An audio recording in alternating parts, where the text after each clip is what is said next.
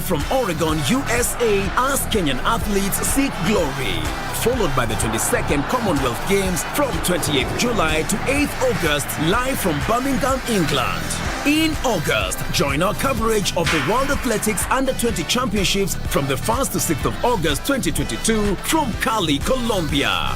Then, in November, catch the World Half Marathon Championships on 13th November from Yangzhou, China. Now that's what sets us apart as KBC Channel 1, your true sports partner.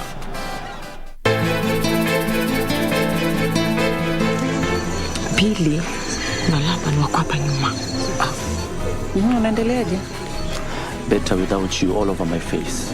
Lakini kama leo hakutaki, si akwambie tu. Hata sio kwa kufikiria watu kualika watu kama hiyo. Kufanya hii sherehe limeniudhi sana. Wenyewe wanasema kila soko lina mwenda wazimu wake. Naona yule ndo wetu hapa.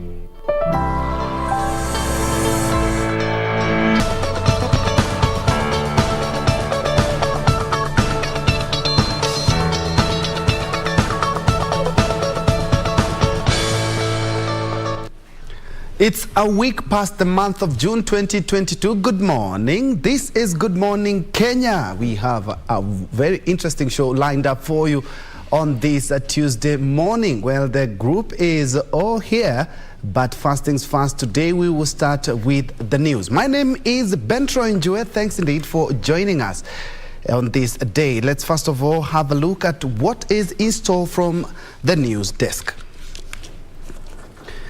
We begin with Raila Odinga's fifth stab at the presidency, where the Azimio la Umoja One Kenya Alliance yesterday evening released the party's manifesto at an event that spread over for 5 hours.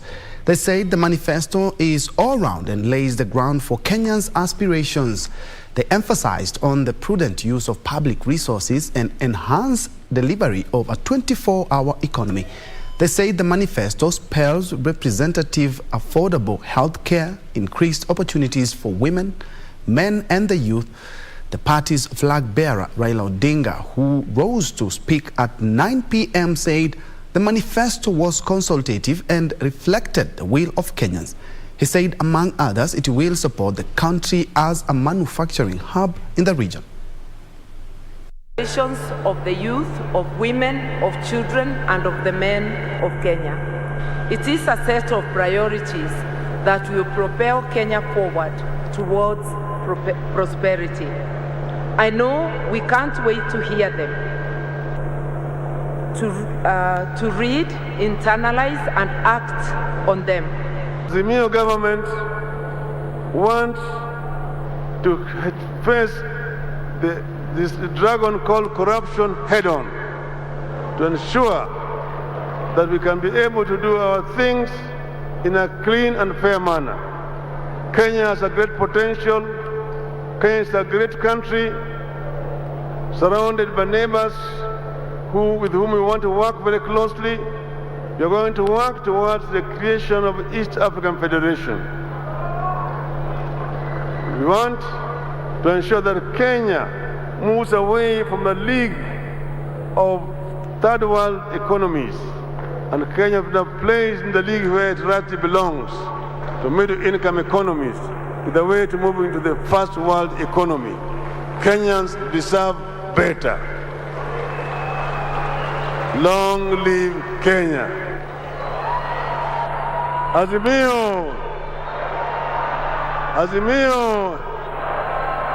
Azimio! Azimio!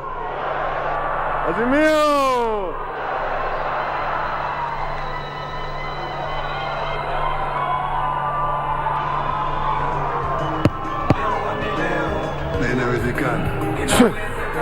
Well, let us all give His Excellency a round of applause and a standing ovation for that very impactful speech.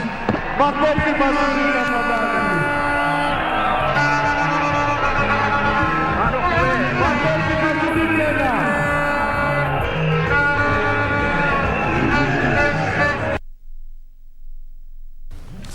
And still on the race to State House, it's only 4 presidential candidates out of the 18 presidential aspirants that will be on the ballot in the August 9 general election. The Independent Electoral and Boundaries Commission Chairperson Wafula Chebukati says the 4 met all the requirements to seek the highest office in the country. During the last day of the clearance exercise, Safina Party's presidential candidate Jimmy Wanjigi was disqualified for failing the degree requirement, with the same fate befalling Walter Mongare, who had been cleared earlier. It was the end of the road for Jimmy Wanjigi after his dream to be on the presidential ballot came shattering down. Do not cut me.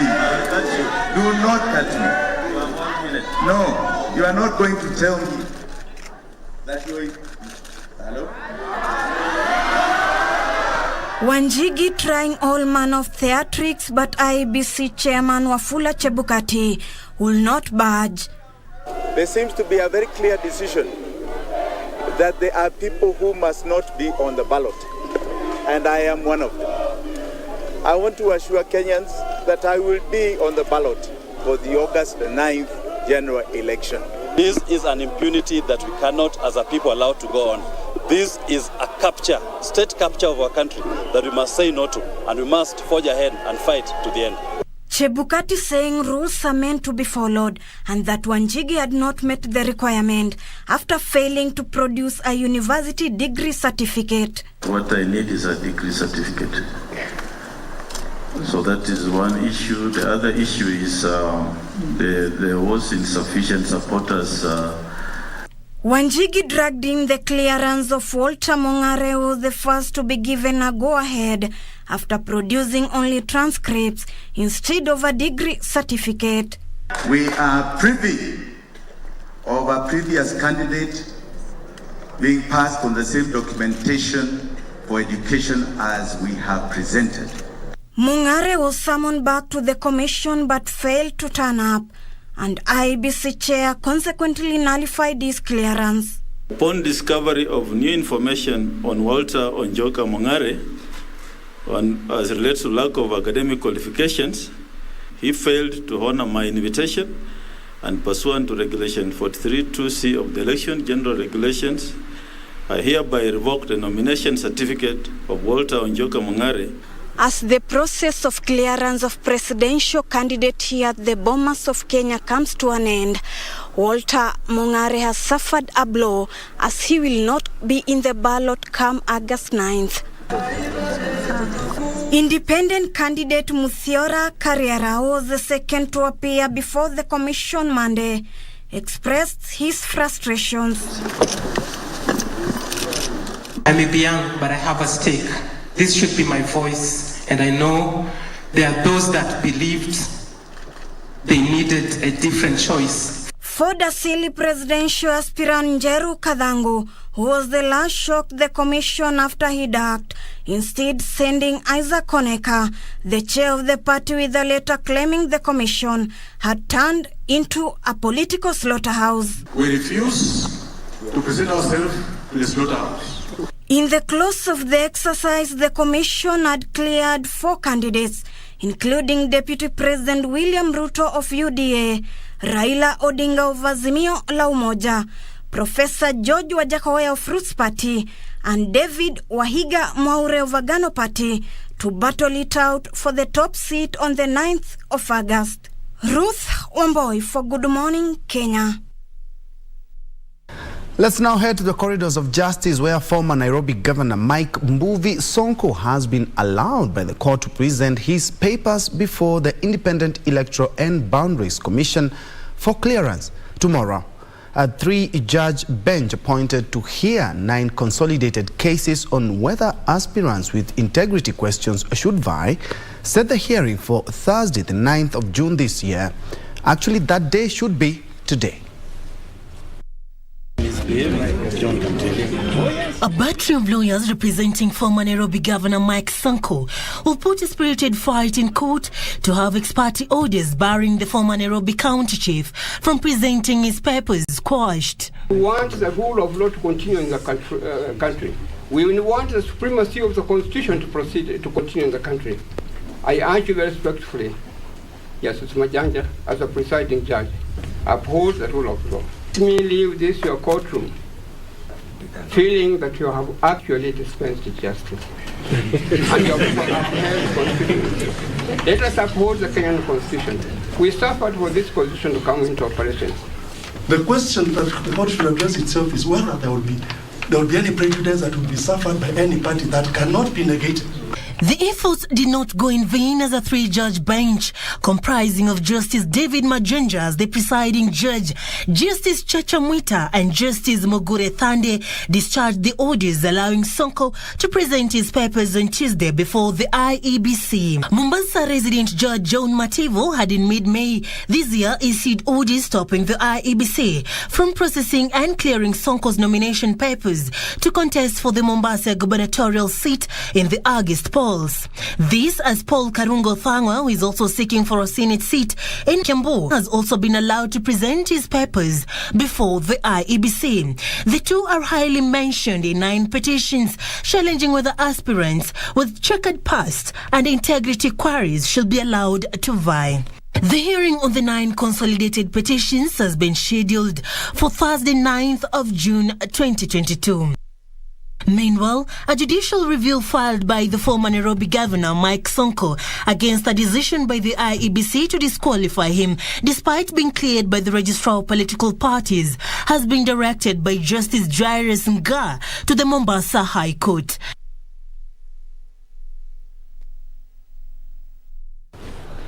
Very well, and still on matters touching on polls, Murang'a Senator Irungu Kang'ata has been denied clearance by the Independent Electoral and Boundaries Commission (IEBC) to run as Murang'a governor. This is after the electoral body established that his running mate Winnie Mwangi failed to resign within the legal timelines.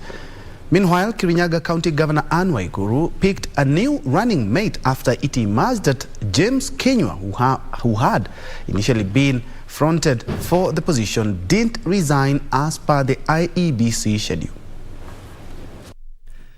Murang'a Senator Irungu Kang'ata becomes the latest to be denied clearance by the Independent Electoral and Boundaries Commission (IEBC).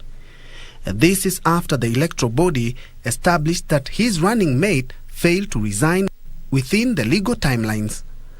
The Elections Act requires state officers seeking elective seats to resign 6 months to an election. However, Kang'ata read malice into the move. We are looking at that issue. We still have a lot of time legally, today or even tomorrow, the time set by law.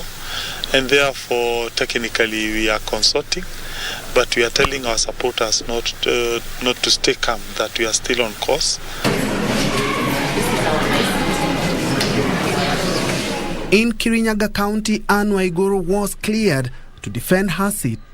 Waiguru, alongside her running mate Wachira Kidanda, who once served as County Speaker Kirinyaga County, were cleared on Monday afternoon to contest in the gubernatorial race. Waiguru picked Wachira as running mate after James Kenywa, who was initially proposed, failed to meet the requirement as he didn't resign on time as per IEBC schedule. Unajua kulikuwa na maneno ambayo tulikuwa tumethaniao na naibu ambaye tulikuwa tumeteua akaomba kuruhusiwa a step down, kuresign, na kwa hivyo tukafanya replacement. Elsewhere, Senator Mutula Kilonzo was the last gubernatorial aspirant to be cleared by IEBC in Makueni County. IEBC imetupatia certificate kwamba tumekamilisha na tumetimiza vikwazo ambavyo zimewekwa kwa sheria kwa cha kupatiwa nafasi ya kupata ama kusimamia kiti hichi cha ugavana.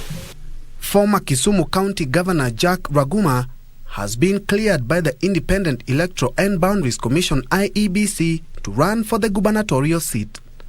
Raguma, who lost to Professor Anyang' Nyong in 2017, is seeking to recapture the seat on a Movement for Democracy and Growth (MDG) ticket. To go there and vote for him. But below Raila Odinga is one for himself. It is called Ngadinyuandi. It will depend on how you resonate with the people, how you have served them. In Kitui, pioneer Kitui Governor Dr. Julius Malombe was cleared by IEBC to run for the governor's seat in a bid to recapture the seat he lost to the current governor, Charity Ngilu. Meanwhile, Siaya Senator James Orengo was cleared by IEBC on Monday, promising to ensure good governance in the county government of Siaya within the first 100 days in office should he become the next governor. We are asking the people of the county to elect members of the ODM. Members of the ODM, because as we form government, we want a parliament which can be able to pass our agenda, and counties which can implement the party policy. The agenda, and today our presidential candidate is launching his manifesto. Finally, Narok North MP Moitalel Olekenta has been cleared by IEBC in Narok to vie for Narok Gubernatorial seat come August on an ODM ticket with his deputy Oltetia Semeyo. Sasa tunasema hakuna mtu ataingia Mau Forest tena, sababu wale wengine wanasema akikuja wanakata hiyo fence alafu wanaingia. Hiyo itakuwa nature reserve kama Masai Mara, haitaguzwa tena. Na hii ni urithi ya watoto wetu, na hatutaki mtu mwingine aje anyang'anya watoto wetu urithi wao. Hatiwezekani. Let's now shift focus to matter security. The government has recovered 200 rifles and 3,000 rounds of ammunition in the ongoing security operation in Marsabit County. Interior Cabinet Secretary Dr. Fred Matiang'i said the government is still targeting an estimated 5,000 guns believed to be held illegally by locals in the area. So some level of expertise in whatever you're doing. Interior Cabinet Secretary Fred Matiang'i said the operation will be broadened and extended beyond the general election in a bid to net more illegal arms. Na mimi nawashukuru wale ambao wamejitolea kurudisha bunduki, lakini nataka kuhakikishia kina mama tunataka kuokota hizo bunduki. Hatutaki bunduki ikae kwa mikono ambayo si mikono ya serikali. Ile bunduki katika mikono mbaya, lazima tuchukue hiyo bunduki. He said the government will incorporate community and elected leaders in bringing sustainable peace that will allow Marsabit to realize its full economic potential. Ni aibu sana kwa nchi yetu kuwa eti kuna sehemu ya nchi ambao watoto wanakosa kwenda shule kwa sababu ya kuhofia usalama. Hiyo ninataka kuhakikishia hatuwezi tena kukubali maneno kama hayo siku nyingine. During the visit, Matiang'i engaged with businessmen in the county and promised to review the dusk to dawn curfew based on the progress of the ongoing operation. Kutafika wakati hata sisi tukimaliza mambo haya tunayoyafanya ya kuokota bunduki na mambo kama hayo, tutatoa hiyo curfew ili sasa tufanye biashara mpaka hata saa 6 usiku. Kama unataka kufanya biashara, ufungue duka lako, ufungue baa yako, ufungue butchery yako. Kama mtu anataka kufanya biashara mpaka saa 3, saa 4 usiku, saa 6, sawa, kwa sababu wewe ni mwana Kenya na hii ni nchi huru. The CS commended area women, chiefs and their assistants for their continued contribution to the ongoing peace initiatives in the county, assuring them that the ongoing operation will be done in a humane manner, but emphasized no stone will be left unturned until peace is restored in the area. Last week, Matiang'i extended the dusk to dawn security curfew in Marsabit for 30 more days to enable the ongoing operation to meet their targets. Elsewhere, Deputy President William Ruto says his administration will focus on the eradication of inequalities, particularly in northern Kenya counties. Ruto, who was in a series of campaigns in Garissa County, called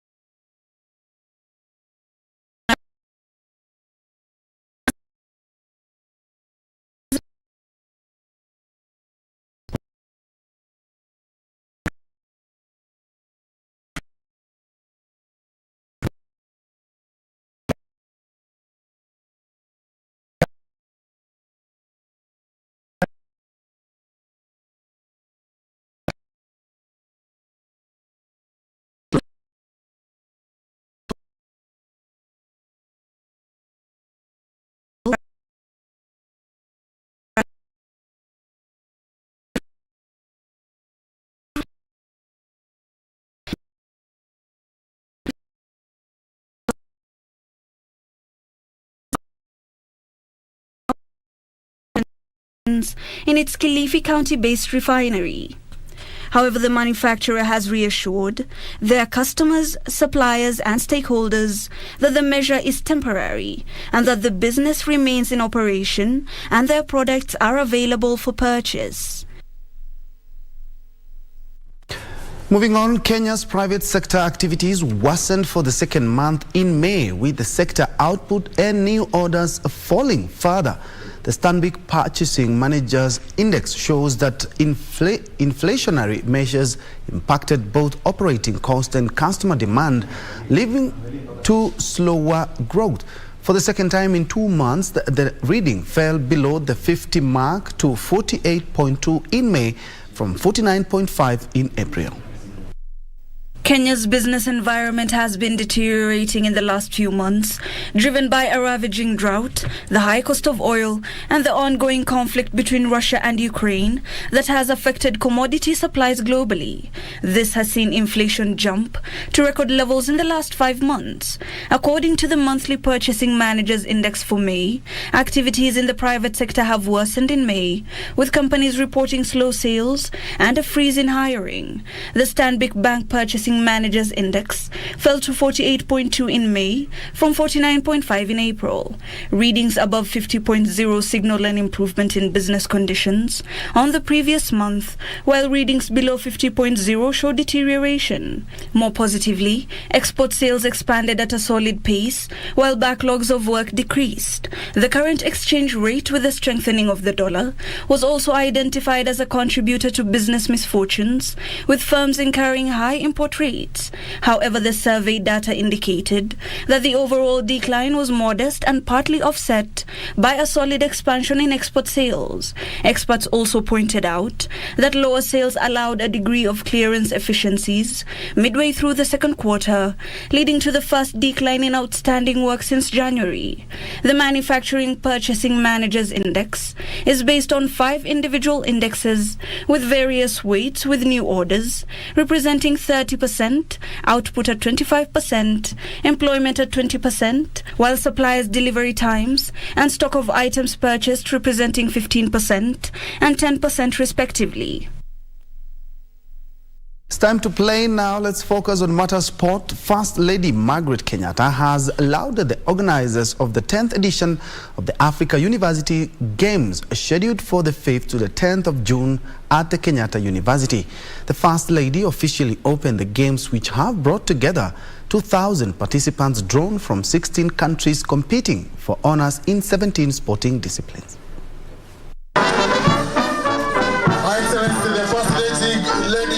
The First Lady praised the organizers of the Continental University Games, which are being held for the first time in 2 years due to the global coronavirus pandemic. I'm pleased to see such great participation and attendance of these games, which has attracted participants from over 50 different university teams and 15 countries across the African continent.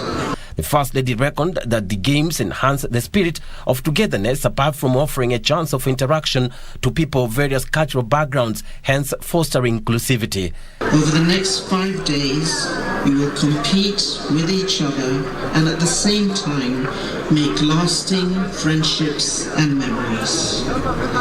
This is the mission of the Federation of Africa University Sports Games, to bring us together through the unifying power of sport. The First Lady challenged the athletes to take advantage of the Games, which offer them a platform to showcase their talent. The coming days, you will not only have the goal of winning medals, but more importantly, you have the chance of improving your own performances, of raising your potential to new heights. Your accomplishments over the coming days will inspire us all to strengthen the bonds that unite us and give us the opportunity to enjoy watching you as you display your sporting prowess. The 5-day championship has drawn participants from over 40 universities from 16 African countries, including hosts Kenya, Tanzania, Uganda, South Africa, Botswana, Egypt, Senegal, Ghana, among others. The competition is very high because this is building a ground for talent identification and development.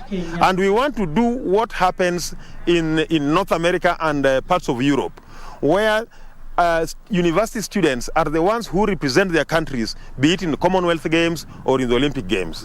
That is the direction we are taking as a country. Teams will fight for honors in a total of 17 disciplines, with the men's football winner clinching the sole ticket to represent Africa at the World University Games due next month in Chengdu, China. Very well, that's how we put a cap on KBC. Good morning, Kenya news, but we'll be back with more news, so don't go away.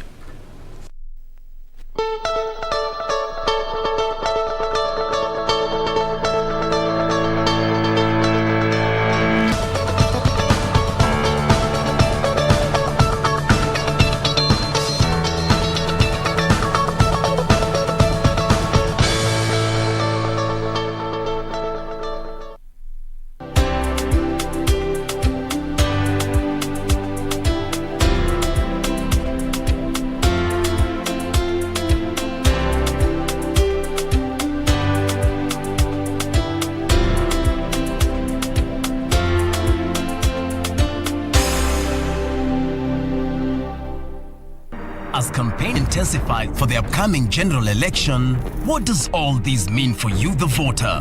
What do the candidates have to offer? How prepared are agencies charged with the election process? Join John Kuria and Safina Chieng on Kenya Decides. This and every Tuesday from 10 p.m. on KBC Channel 1 as we unpack elections 2022 with a panel of various stakeholders. Make informed electoral decisions. Pili na lapa ni wako hapa nyuma. Unaendeleaje? Better without you all over my face. Lakini kama leo hakutaki, si akwambie tu. Hata sio kwa kufikiria watu kualika watu kama hiyo. Kufanya hii sherehe limeniudhi sana. Wenyewe wanasema kila soko lina mwenda wazimu wake. Naona yule ndo wetu hapa.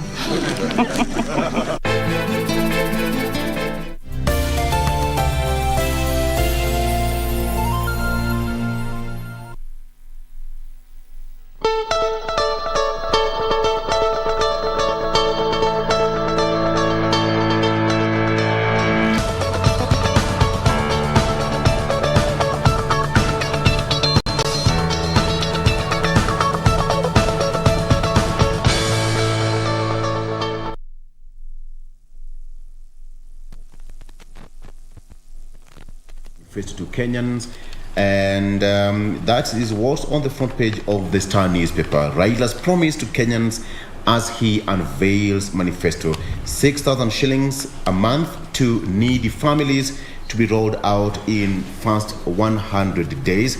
Raila also promised to jumpstart economy, free education, that is free varsity education, amongst others. Now there's an illustration.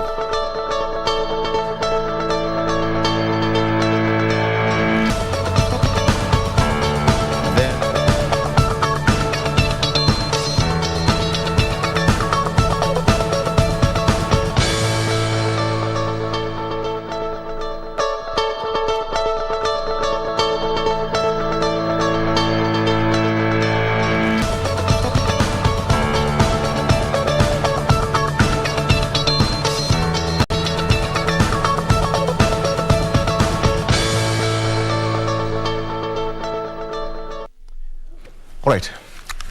Again, on the front page of the Star newspaper, Raila's promise to Kenyans as he unveils manifesto. He promised 6,000 shillings a month to needy families to be rolled out in first 100 days.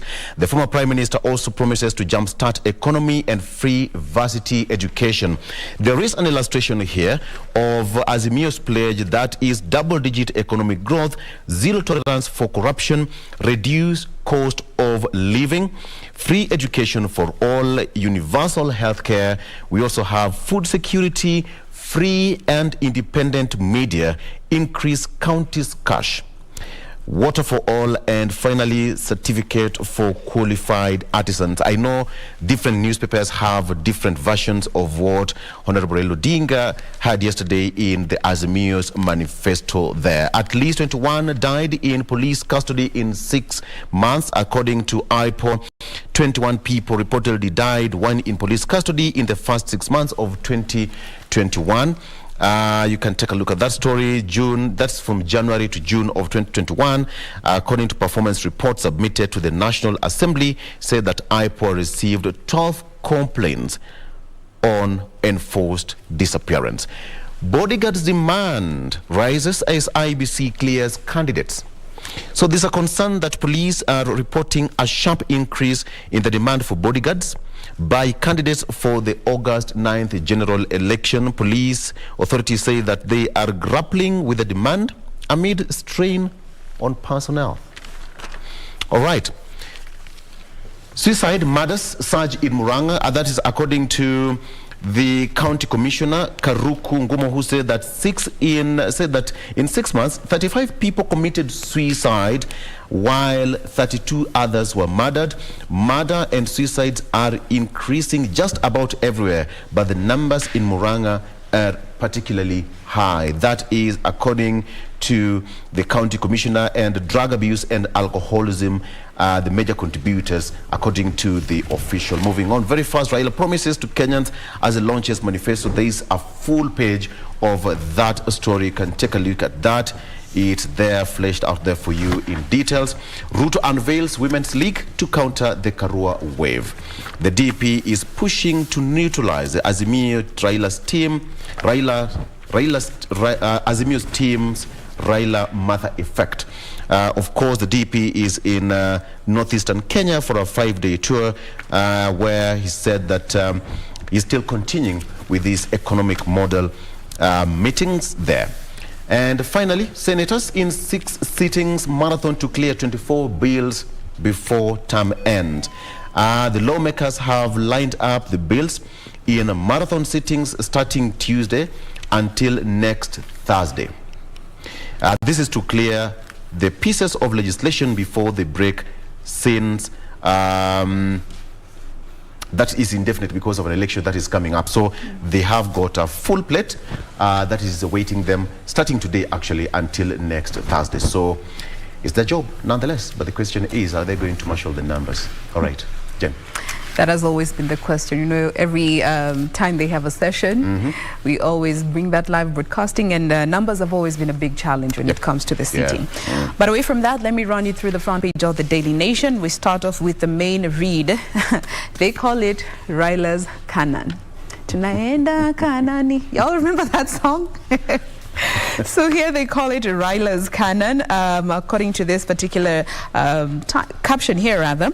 My dream, Azimio's presidential candidate Raila Odinga last evening did launch his manifesto, promising a developmental state that puts manufacturing at the heart of the growing economy, while emphasizing on social capital, integrity, strengthening of devolved functions, and protection of media freedoms, among many other issues. He did touch on education, social protection, once again, the cost of living, devolution, public debt, corruption, and the youth as well.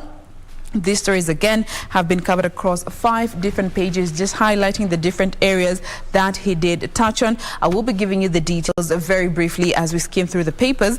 Again, right here on the header, Road to State House, cleared to run. 4 candidates have been cleared as the nomination process came to a close yesterday. And looking at this story, it's interesting to see the numbers, how they have been over the years that we have had elections. And according to this article, this year, only 4 candidates is the shortest number that we have witnessed as a country since we gained the multi-party way of doing things back in 1992. They go on to give the figures. Looking at 2017, we had about 8 candidates. In 2013, there were also 8 candidates on the ballot paper. In 2007, there were 9 candidates. In 2002, there were 5 candidates. In 1997, we had 15 candidates, and in 1992, there were 8 candidates on the presidential list. So that is interesting to see. I mean, it's the first time we're having only 4 candidates to be cleared to vie for the top job.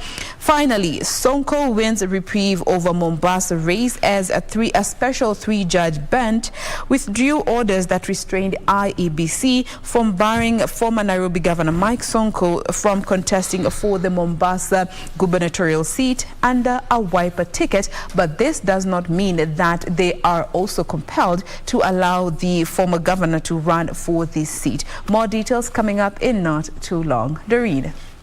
Isn't it interesting to see that in our history of elections, this is the year where we have the small number of presidential candidates, whereby we had the longest list of presidential aspirants. I mean, from 55 all the way to 44. Wow. IBC really did a thorough work in terms of disqualifying, the aspirants. But let's come to what the PD is holding for you this Tuesday morning, and your guess is just as good as mine. Clearly, part of what, or largely what is dominating this paper this morning is the Azimio manifesto, whereby the presidential candidate unveiled that yesterday with the main header, Azimio pledges basket of goodies in its manifesto. The key focusing on matters to do with economy, obviously, question of social transformation, whereby intertwined in it is the social protection. Remember that the 6,000 that Raila Odinga kept talking about, also that has been captured, or that was captured in his manifesto yesterday. Question on the rule of emphasis on the rule of law. Rather, he also largely talked about the issue and the question of debt, and largely also when it comes to the social protection. Better still, also when it comes to matters economy, he said that he will facilitate the Fukuza Njaa program. And again, when we get those details, I'll just be giving you perhaps a detailed report on what this article has covered in respect to that, and how perhaps if he clinches power, how he is planning to do that. Again, remember that the issue of hunger and drought has been a key issue and a matter of concern in our country. And again, you can remember that also in the first 3 months, this has been what the state has at least been trying to do in terms of helping Kenyans, and this has been also largely when it comes to what they employed as it pertains to the cash transfer method. Again, also big promise on economic revolution has been featured in there. And slightly away from that, also we have that story on the relief on the former Nairobi governor, that is Mike Sonko. This is also with his Kiambu senator aspirant counterpart, that is Karungo Wakathangwa, whom were at least, given a reprieve by the 3-judge bench, and sort of they can at least vie for the various positions in which they had wanted to vie. What the 3-judge bench ruled is that say that the issue of eligibility is the core subject of determination in the consolidated petitions, and the parties ought to have been given an opportunity to be heard before a decision or before orders were issued in respect to that. So at least a reprieve and a lifeline for Governor Sonko and the Kiambu senator, that is a Kiambu aspirant senator, that is Karungo Wathangwa. And teacher wins Global Tobacco Award. This is even as that day was commemorated on the 31st of May. That was last week on Tuesday. This is a day that is actually celebrated annually across the globe, just to see and to mark the progress that the globe has at least achieved when it comes to World No Tobacco Day. And this is a Kenyan teacher who won this award in those celebrations. The awards actually are in the form of WHO Director General Special Recognition Award and World No Tobacco Day Award. So that is Joel who won that particular award. And lastly, cancer kills 28,000 per year. This is what the PS Mochache mentioned yesterday in Nakuru, and this is even as she talked of how infectious diseases as well as cardiovascular diseases also top the list on when it comes to the number of Kenyans that this kind of diseases get to eliminate. And he also outlined the various ways in which the ministry is just putting in place to at least ensure they deal with the issue that is cancer. Troy. And this is how the Standard looks, and it's quite resonating with what other papers have actually made or have prioritized today. Raila, what I plan to do with 100 days in power, and without diluting what my colleagues have talked about in a nutshell, he talked about how to improve the economy through a stimulus and recovery program, agriculture, environment, livestock, energy, manufacturing, fisheries, and blue economy. That is in regards to the manifesto that was launched yesterday night. And still on matters related to the polls, the Standard says IEBC kicks out jokers in race for president. Well, the Standard talks about out of the 57, and as my colleagues have talked about, from the longest list ever, 57 to only 4. That is the 4 presidential candidates that were cleared yesterday. And still on that, we also have a photo of independent presidential candidate Eliud Kariara, who banned his voter's card after he was disqualified yesterday. But IEBC said that's an electoral malpractice, so they are going to take some action on the same. Walter Mongare, comedian Nyambane, has also been kicked out, including Jeru Gadango. Now we have only 4 aspirants from the 57 that had previously shown interest in that position. A lot has been talked about matters poll, but something else that is quite resonating with a lot of Kenyans is the cooking oil crisis. And it depends as farm shuts down to lack of raw materials. They're talking about the palm oil, talking about the lack of dollars in the market, and also the Ukraine-Russia war has done a lot of damages as well, with Ukraine being one of the best or one of the major producers of palm oil and also sunflower seeds. Still on the same, corruption poses a big threat to universal health care coverage. Once Health PS Susan Mochache saying that we need to weed out cartels in the ministry, and talked about investigators exposed a syndicate involved in the sale of cancer drugs at the Kenyatta National Hospital, saying that despite all the measures that the government has done to avert corruption in the Ministry of Health, there are still some elements within the ministry who are colluding with cartels to actualize corruption in that docket. Well, a lot has been talked about inside just Kivumbi, and talking about manifesto. Raila promises to grow the economy and slay the dragon. But still on politics, let's cross over the political divide to Kenya Kwanza. They say we have the best interest at heart. That is DP telling the women, as the paper says, that UDA to agree with women to irreducible minimum and sign a charter ahead of elections. Ruto says August election is about the economy. Whose face is the mama mboga? If you read the analysis talking about they're trying to counter the Azimio side, which did even better by deciding that the running mate would be a woman. Back to you, Vicky. All right, so we have got Eliud Kariara, who you said banned his voter's card yesterday in full glare of cameras at the Bomas of Kenya. We have him in studio, and he'll be telling us why that happened. Was it a form of protest? Was it an emotional move, or otherwise? So he's here with us in studio already, and we'll having that discussion not too long from now, so you don't have to miss that. All right. Muturi, Mutua, and Kingi parties not part of Kenya Kwanza deal. Registrar of Political Parties, Nderitu, says that their factions didn't meet legal threshold. Registrar of Political Parties, Nderitu, has locked out their parties from joining the Kenya Kwanza alliance, thus missing out on the deal that would have secured them key positions, that would have actually key positions in Ruto's government. The registrar said that while PAA and MCC have been locked on the ground that they belong to Azimio la Umoja One Kenya Alliance coalition, rather, a court order has barred the Democratic Party from joining the coalition. So as it stands, Mutua, Muturi, and Kingi parties are not part of Kenya Kwanza deal. Treasury allocates 1.6 billion shillings for teachers in service training. They have been parting with 6,000 shillings for each of the modules to be done after every 5 years. So the Teachers Service Commission already secured that amount. In the budget of the 2022-2023 budget, that commission has set aside 289 billion shillings as gross current and capital estimates and 7.3 billion shillings for general administration, planning and support services. So I think that is something good for the teachers and the service commission as well.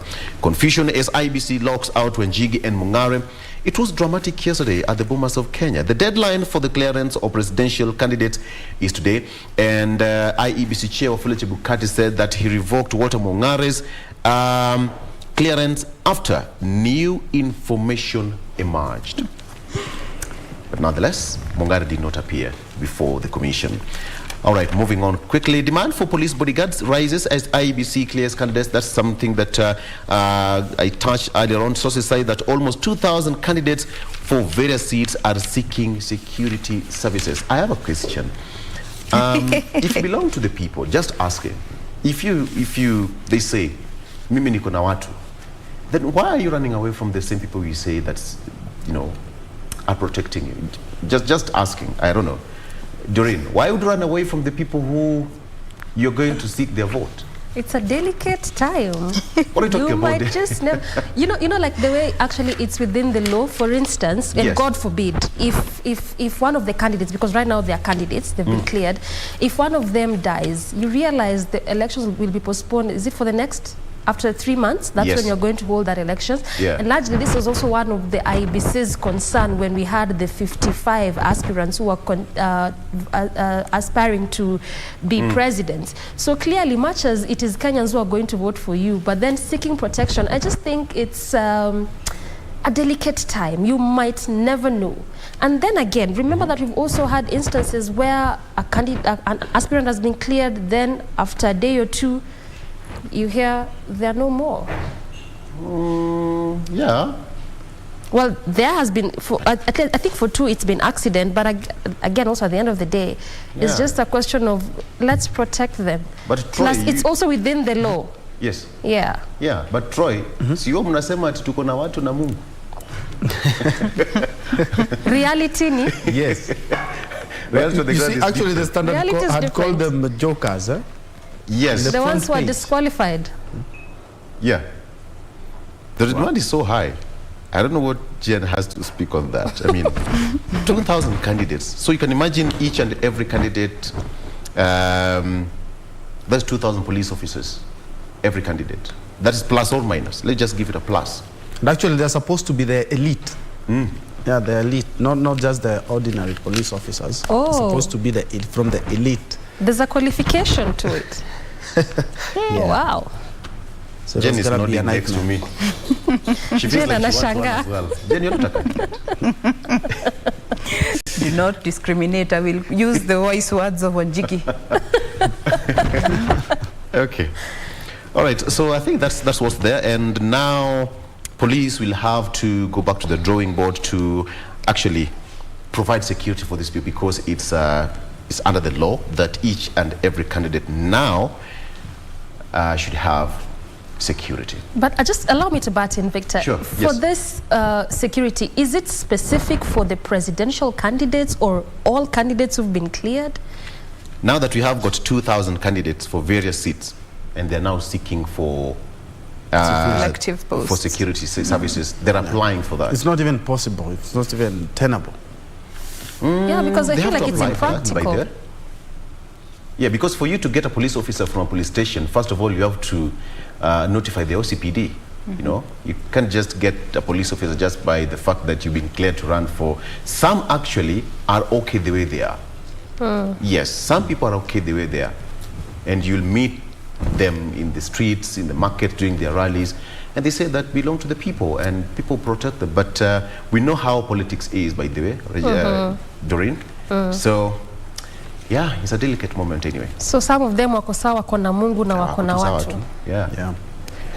They use as a campaign tool. All right.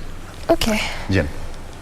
Let me bring you back to the Daily Nation and to just touch on that particular story that you had touched on, Victor, concerning Jimmy Wanjigi's being locked out of the presidential race. And this came after he failed to present the IEBC with a copy of his degree certificate. But in place of the degree certificate, he submitted his transcripts where he said these are equivalent to the degree certificate, considering he should be graduating sometime in December, and the transcripts are proof that he has completed his studies. And once this was rejected by the Electoral Commission, he went on to say that IEBC, or rather to claim that the Commission revoked his nomination on a discriminative basis, considering they knew another candidate was cleared on the same basis, which led to the revoking of Walter Mungare's nomination and clearance to vie for presidency. And I don't know what you guys think about this, because Chebukati went on to say that the revocation of Walter Mungare's nomination is not strange. It happens all the time across the country. Given he was the first one to be cleared last week to vie as a presidential candidate, and now here we are, his nomination has been revoked. What does this say about the Electoral Commission? Just allow me to ask this. So let's assume that Jimmy Wanjigi would not have raised that concern. Then does it mean IEBC would not have revoked that certificate? Yeah. Good question. Huh? But let me dig in. When it comes to law, the law, if you're not supposed to work for KBC if you're not 18 years of age, even if you're 17 and a half, turning 18 tomorrow. Turning 18 tomorrow, you're not supposed to work here. Until you hit the 18. And actually, it's a good thing that D has brought this up, because what does it talk about other things? Because, you know, you cannot just say, get this is a certificate, and then the following day say, by the way, let me have a look at that certificate once again. Yeah. How? No? And especially the law is the law. Yeah. If you haven't hit the qualification, you're out. And Wanjigi knew that. The question is, why did he even begin his campaigns? There's a lot of resources used, a lot of time, you know. But you know, this takes us to the whole question around the confidence that we as a people should be having on the electoral body's capability to manage and run the elections to conclusion without any loopholes, because we did see the two presidential candidates, Raila and Ruto, lay out concerns about the challenges that were there in the previous general elections. And this, to some, it might seem like a very small issue, because, I mean, the chair himself said this is nothing strange, it has happened before, it happens all the time. Yeah. I think at this point, it's such a wrong statement to use that it happens all the time. I mean, you're what, like, is it 62 right now to the polls? So should he have actually, if Walter Mungare had actually gone on and actually won the presidential race and become the president, still holding transcripts, actually, would he be qualified to be a president because he didn't have a degree, but he has the transcripts that prove he had completed his studies but hadn't graduated and have the actual certificate? Then what does this say about the integrity and the honesty of the Electoral Commission, at least at this point where we are? Actually, that's one thing that we discussed yesterday, the integrity test on the side of IEBC. And you see, this would have slipped unnoticed had Wanjigi not raised it. Because the revocation of Mungare's certificate happened moments after Safina Party, candidate Jimmy Wanjigi and running mate Willis Otieno accused the commission of applying double standards in the process. Now, they were disqualified over lack of degree.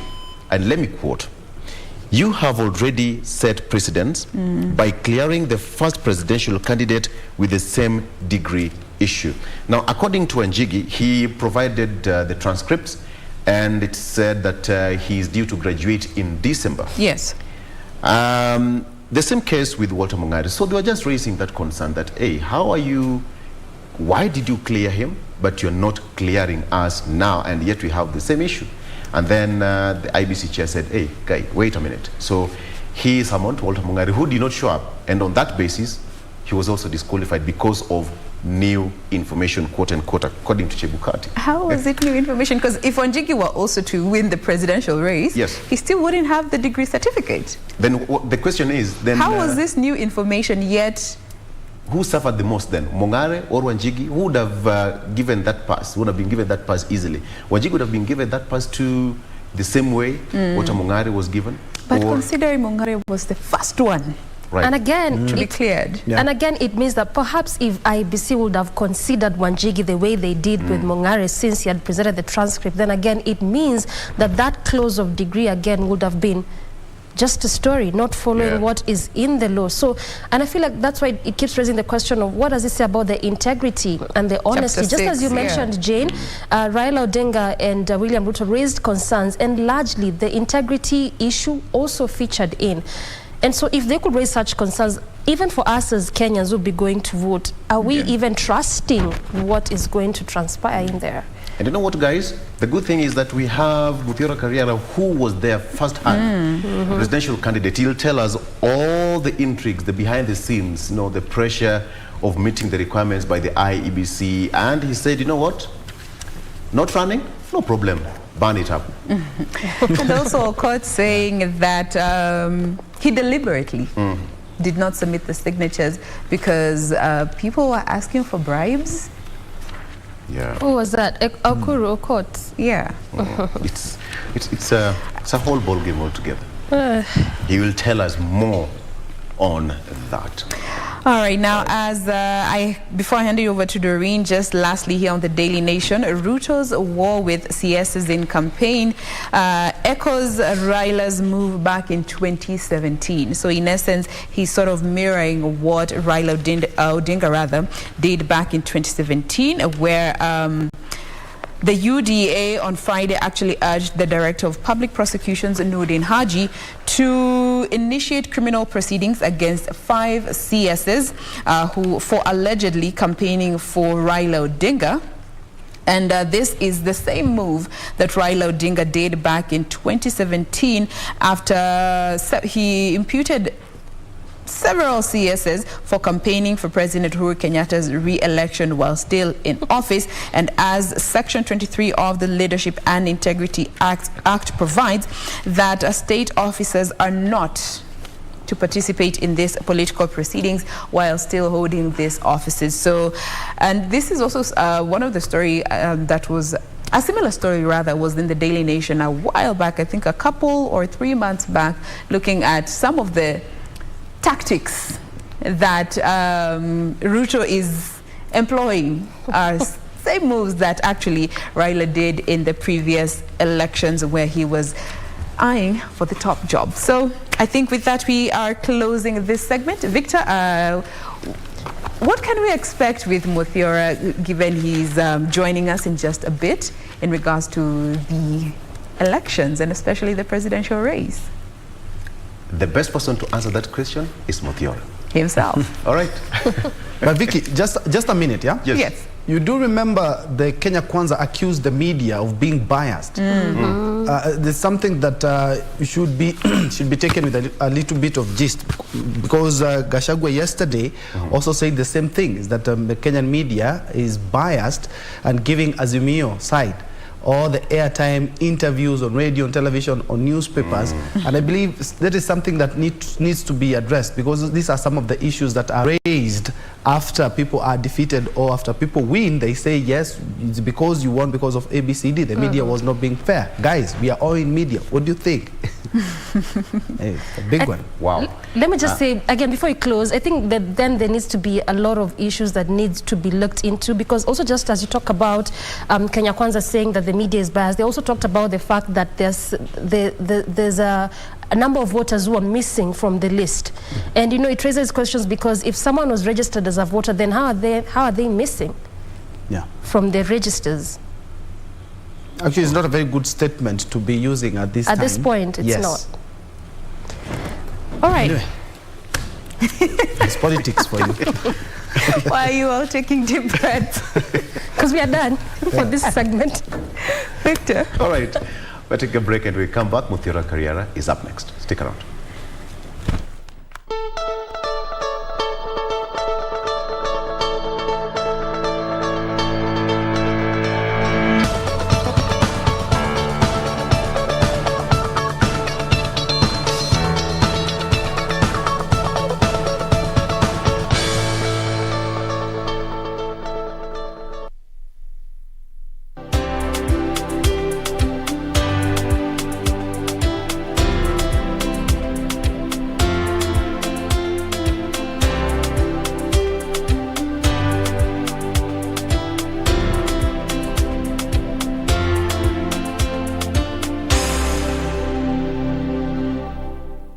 top sports attractions on KBC Channel 1. In July, Kenya Morans face off against the DRC, Egypt and Senegal in the FIBA Basketball World Cup African qualifiers in Alexandria, Egypt from 1st to 3rd of July 2022.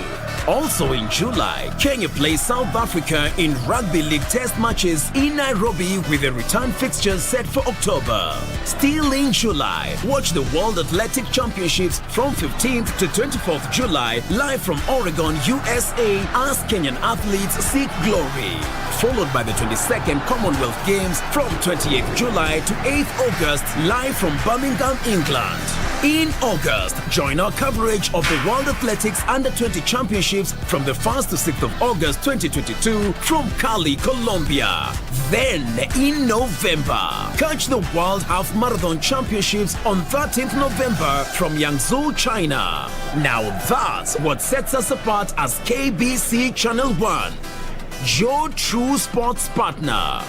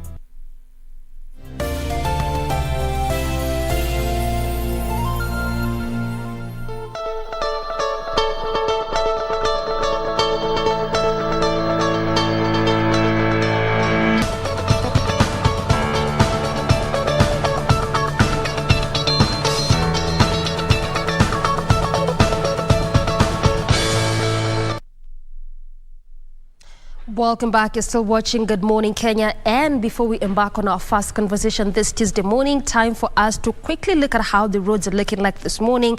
Our focus being on what was formerly Mbagathi now Raila Odinga Way. That is what we'll be looking at this morning. And also just a quick look on sections of Valley Road as well as Agwex Kodik.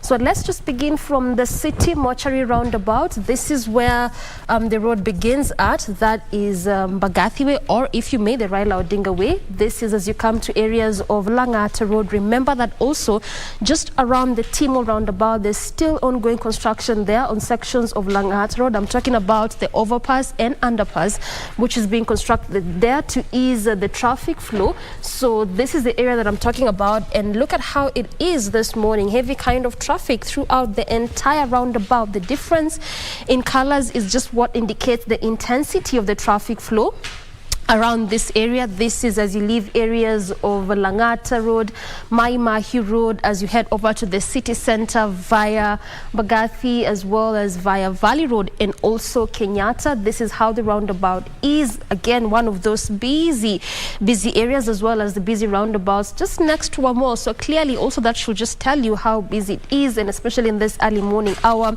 as well as evening rush hour. This is also largely what has informed the construction that is ongoing there. That is the overpass as well as that underpass, which is actually being constructed in 7 different phases.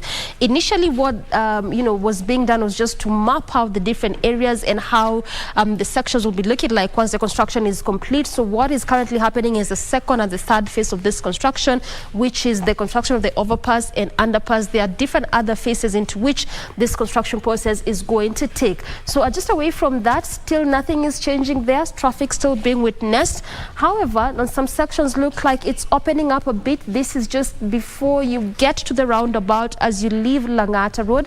But largely on both sections, or if you may, on both lanes of this road, that is Langata Road, traffic is really being witnessed. There are heavy kind of traffic. In fact, on some sections not moving at all, just at a standstill, and that's why we have that maroon color, which is a clear indicator of that. And that is specific as you just get to the Timor roundabout. So this is basically what I'm talking about. Look at that. As you leave Langata Road, coming all the way to CBD via the roundabout, that is where you're really seeing that heavy kind of traffic, not moving at all. On the other side, still heavy kind of traffic, but moving at a very, very slow pace. As you branch off to Mbagathi, where things look like a bit smooth there. So again, if you're coming to the city center, you can use that as your alternative route, because as you head over through Langata Road, past Nairobi West, coming all the way to areas of this particular avenue, the Nyayo Stadium, the roundabout, that is the Nyayo Stadium roundabout, around that area, still heavy kind of traffic, and that trickles down to Uhuru Highway still as you come to the city center. So this is why I am talking about Mbagathi Way being one of those good alternative routes that you can use if at all you're coming to the city center. This is how the area looks like, moving at a swift pace, being witnessed on both lanes of Mbagathi Way, where you'd have to make do with a bit of traffic if at all you choose to use this as your alternative route, is just as you near the city mortuary roundabout and also largely around this roundabout. But then again, it is one of those busy roundabouts. Look at that. Throughout this entire roundabout, traffic, heavy kind of traffic. In fact, this is as you branch off to Ngong Road, but on the other side of Kenyatta, as you head over to areas of Kenyatta Hospital, coming to the city center via Haile Selassie Avenue roundabout, at least on that section, moving at a swift pace, no traffic at all. On the other side of Valley Road as well, not bad, just a bit of a traffic, but altogether manageable kind of traffic. As you branch off to areas of Agwix Kodek as well, still moving at a swift pace around the Valley Road roundabout. Traffic, yes, is there, but manageable kind of traffic. And again, this is where you're seeing the difference in colors. Like I mentioned, the difference in colors is what shows the intensity of traffic around different areas. So if you're using Mbagathi Way as your alternative route, like I mentioned, areas where you'll just have to make with the traffic is as you near the city mortuary roundabout. Away from that, moving all the way to CBD, moving at a swift pace.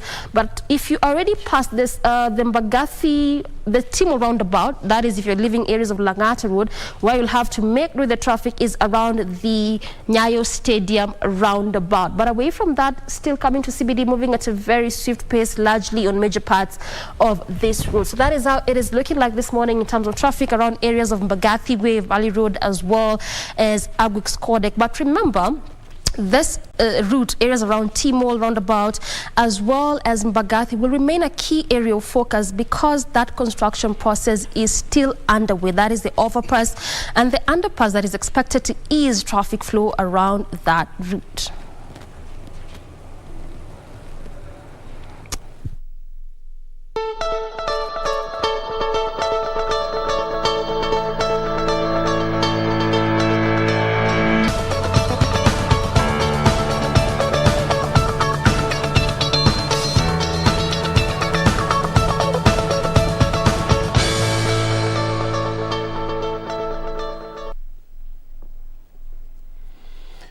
All right, welcome back. It's now time for us to get into the main interview here. It's a heated moment at the Bomas of Kenya, a process that is ending today at the Bomas of Kenya, where the electoral body, that is IBC, will be clearing all the presidential candidates, giving them that nod to run for the big seat come August 9th. From 57 down to 4 candidates, together with their running mates. That is the number that is standing as it is today. And on 9th, the IBC will gazette all the names of the candidates so far cleared across the country. And one gentleman who got the attention of the country yesterday is Eliud Kariara. He's not new to the media. In 2017, he was also on the limelight as one of the youngest aspirants way back then. And this time around, he said, no, I have to go it again. But it seemed that that run came to a halt yesterday. I'm talking about Eliud Kariara. He's not a new face here in station, and we're glad to have him once again. Welcome to the program. Thank you very much, Victor. Right.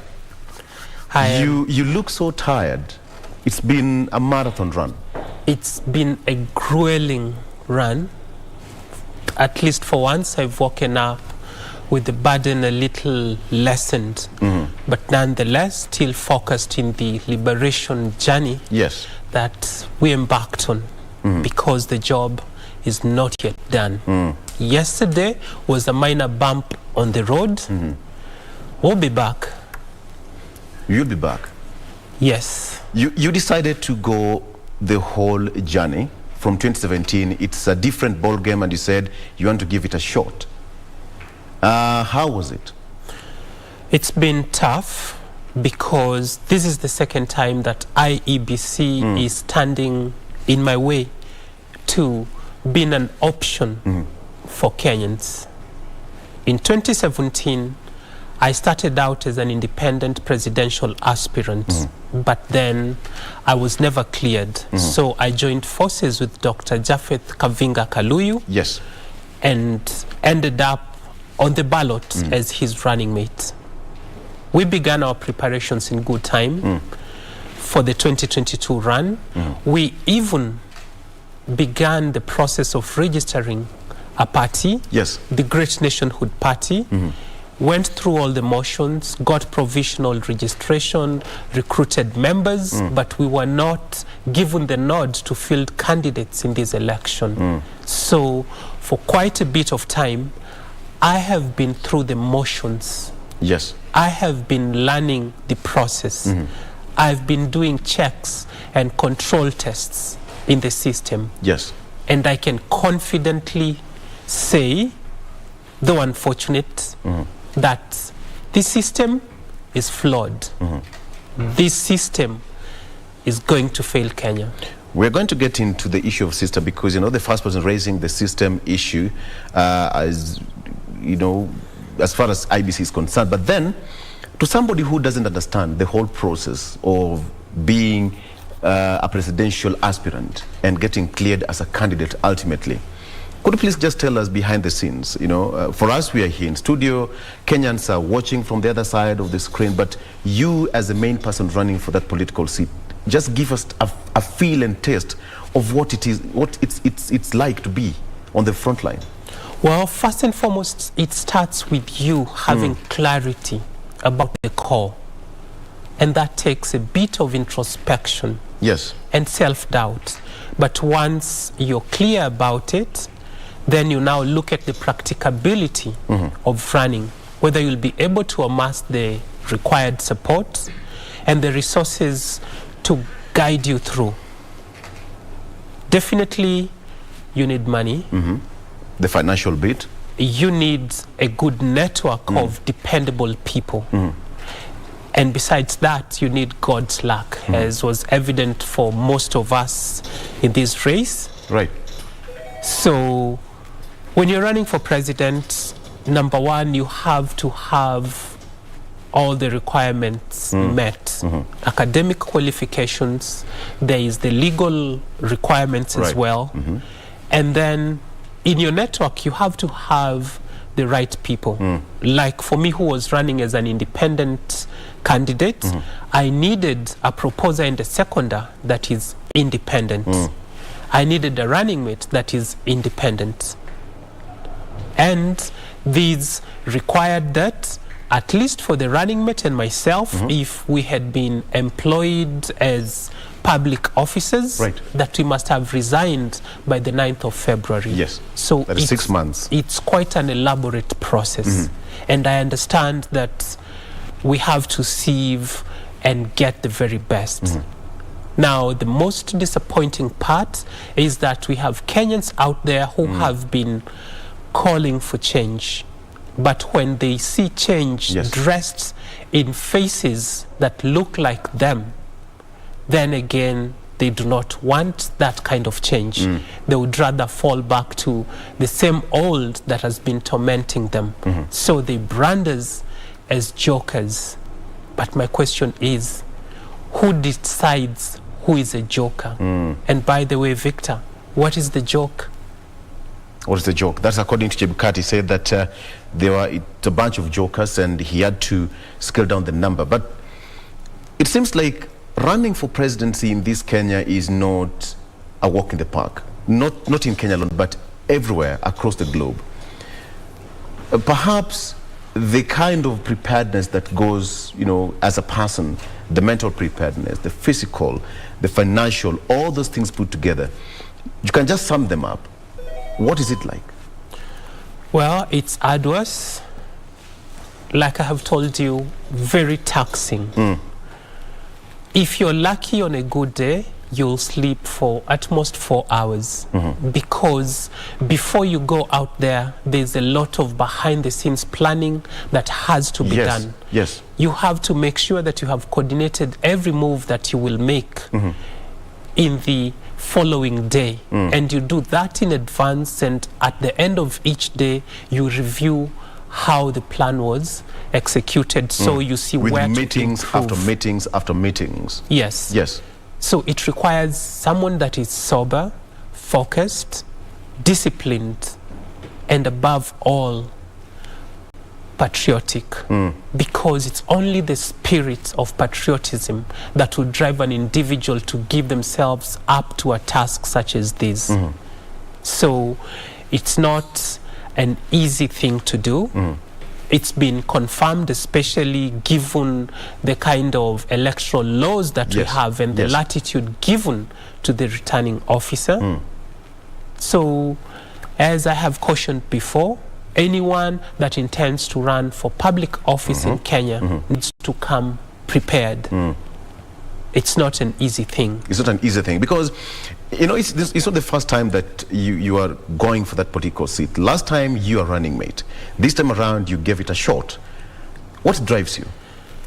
Well, I'm driven by the love for my country. I'm driven by the fact that of the people that have a chance of clinching the position of presidency, I see none capable and qualified to lift this nation from the sad state it is in.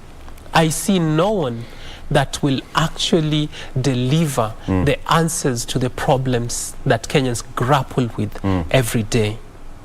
And for that matter, I go out there looking to inspire more Kenyans to understand that we must all try. Otherwise, the quality of leadership we've had will not improve. We must all give it a try if we are qualified. That position is not reserved for a few, for people from certain families alone. And it's regrettable that almost 60 years since independence, we have an outgoing president who is a son of a former president, the first president of Kenya. And looking at the way things are set up right now, it's likely we will have the son of the first vice president of the Republic of Kenya. Yes, we have had 2 other presidents, but if you look at the setup, it says that Kenyan mothers are not capable of producing people who can lead this nation at that level, except those in those reserved families. With all due respect, you know, let me just quote what Chebukati said, that it was a bunch of jokers, all right, loosely translated. But then now, with all due respect, don't you think you are biting too much that you could not chew? Victor, I chewed everything that I needed respect, to again, bite. as compared to other players, your competitors out there in the field, without mentioning names. I chewed everything that I was supposed to bite. Whatever requirements they needed me to provide, I did within that very short duration. Our constitution allows for me to run for president. Right. Just as much as you're allowed to breathe, Eliud Kariara is allowed by law to run for president because he is qualified.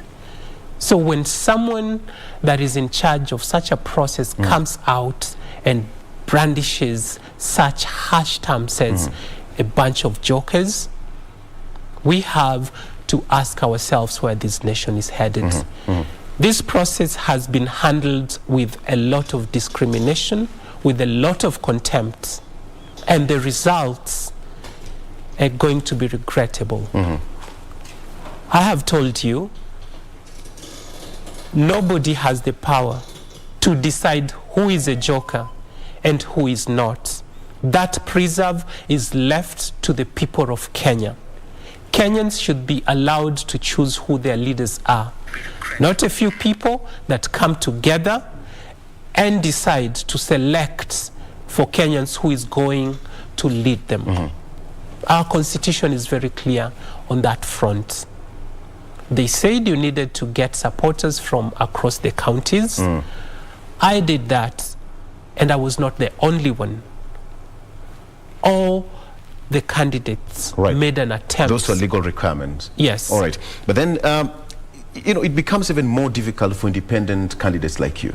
That's true. How to describe, again, the behind the scenes, or in each and every step of your preparation for you to be a president of this particular nation and what have you, you have to marshal the numbers, you have to go through the counties and get the signatures and all those requirements. How is it like for an independent candidate? Well, it's easier for people who come from parties because parties already have an established structure that supports them. For an independent candidate, you have to create these for yourself. Yes. And if you had not planned well, it's a process that will harass you in a big way. I have the advantage that it's the second time I'm doing this. So I had people on the ground. I knew what the process is like. But I can tell you, given the new laws that were instituted, it's an impossible task. Impossible because, like you have seen, none of the independent aspirants made it. And it's not because we did not qualify. It's because that discretion is in a class of people over whom we have no access. And I hope we are going to change that. We must seek electoral justice. Yes. And we must do it now. Because if you sincerely want to end corruption, since it's Kenya's Achilles, then you must start at elections. Yes. If the process is flawed, it's going to produce flawed results. Someone has mentioned in your show earlier that you needed to buy IDs from members of public. So if I have to bribe you or pay you to give me your ID, you see, our engagement from the very beginning is wrong. So if eventually I go forward and I get elected, I would be validating an illegal process. So we must rethink this whole thing and, given our culture, eliminate these laws that end up invalidating a process that was otherwise supposed to be a valid process. You know, again, with all due respect, don't you think you stand a chance of getting or running for another political seat rather than being that one of the president? I do. Why that? Because given the socio-economic transformation that needs to happen for the people of Kenya, the only office that affords the tools and instruments to effect that is the office of president. As an MCA, MP, senator, or even governor or women representative, Kenya has a structure where you take instructions from above. Party leadership determines policy and its implementation. Yes. So you may have very brilliant ideas, but because your party leader, the president, thinks otherwise, those will never see light of day. Yes.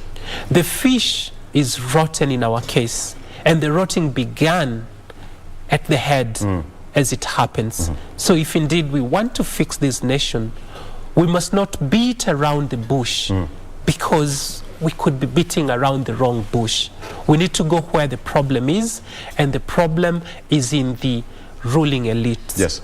So as president, I would have latitude and leverage to bring the change that Kenya so desperately needs. And I was told yesterday that I'm a young man. You've just reiterated it.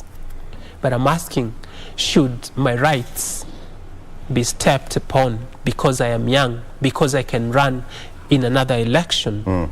I am qualified today. I am ready today. And Kenya, unfortunately, does not have the luxury of time. Kenya's situation is dire. We cannot wait for another misrule and mismanagement of our economy for another 5 years. That's the same way we don't have leisure of time. And that is why I needed to take a break. And when we come back, I want us to talk about what happened yesterday at the Bomas of Kenya. The issue of electoral process. Several players have said that the IBC is not, independent as it is, and so much more. So we are taking a break, and we come back. We have just started this discussion with Eliud Kariara when everything became a bit hot at the IBC center at Bomas. He banned his voter's card. He'll tell us why after this.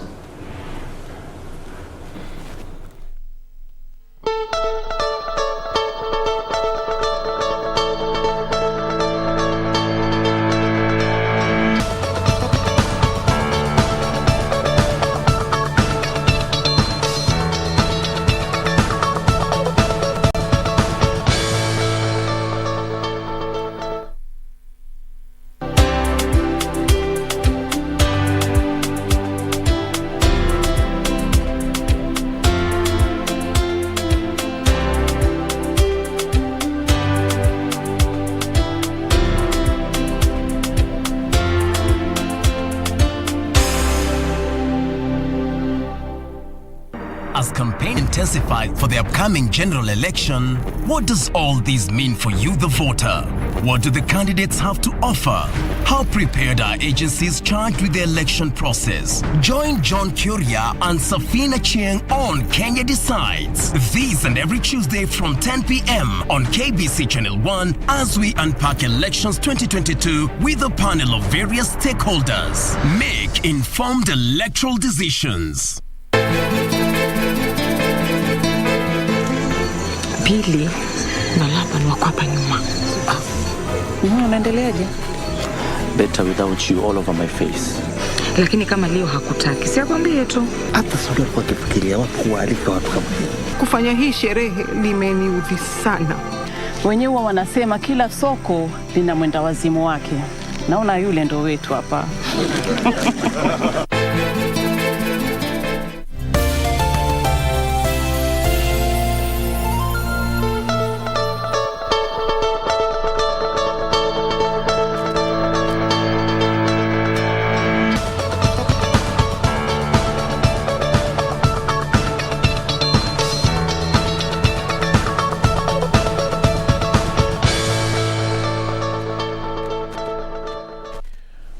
Welcome back. It's now that time for us to continue with the debate. All right.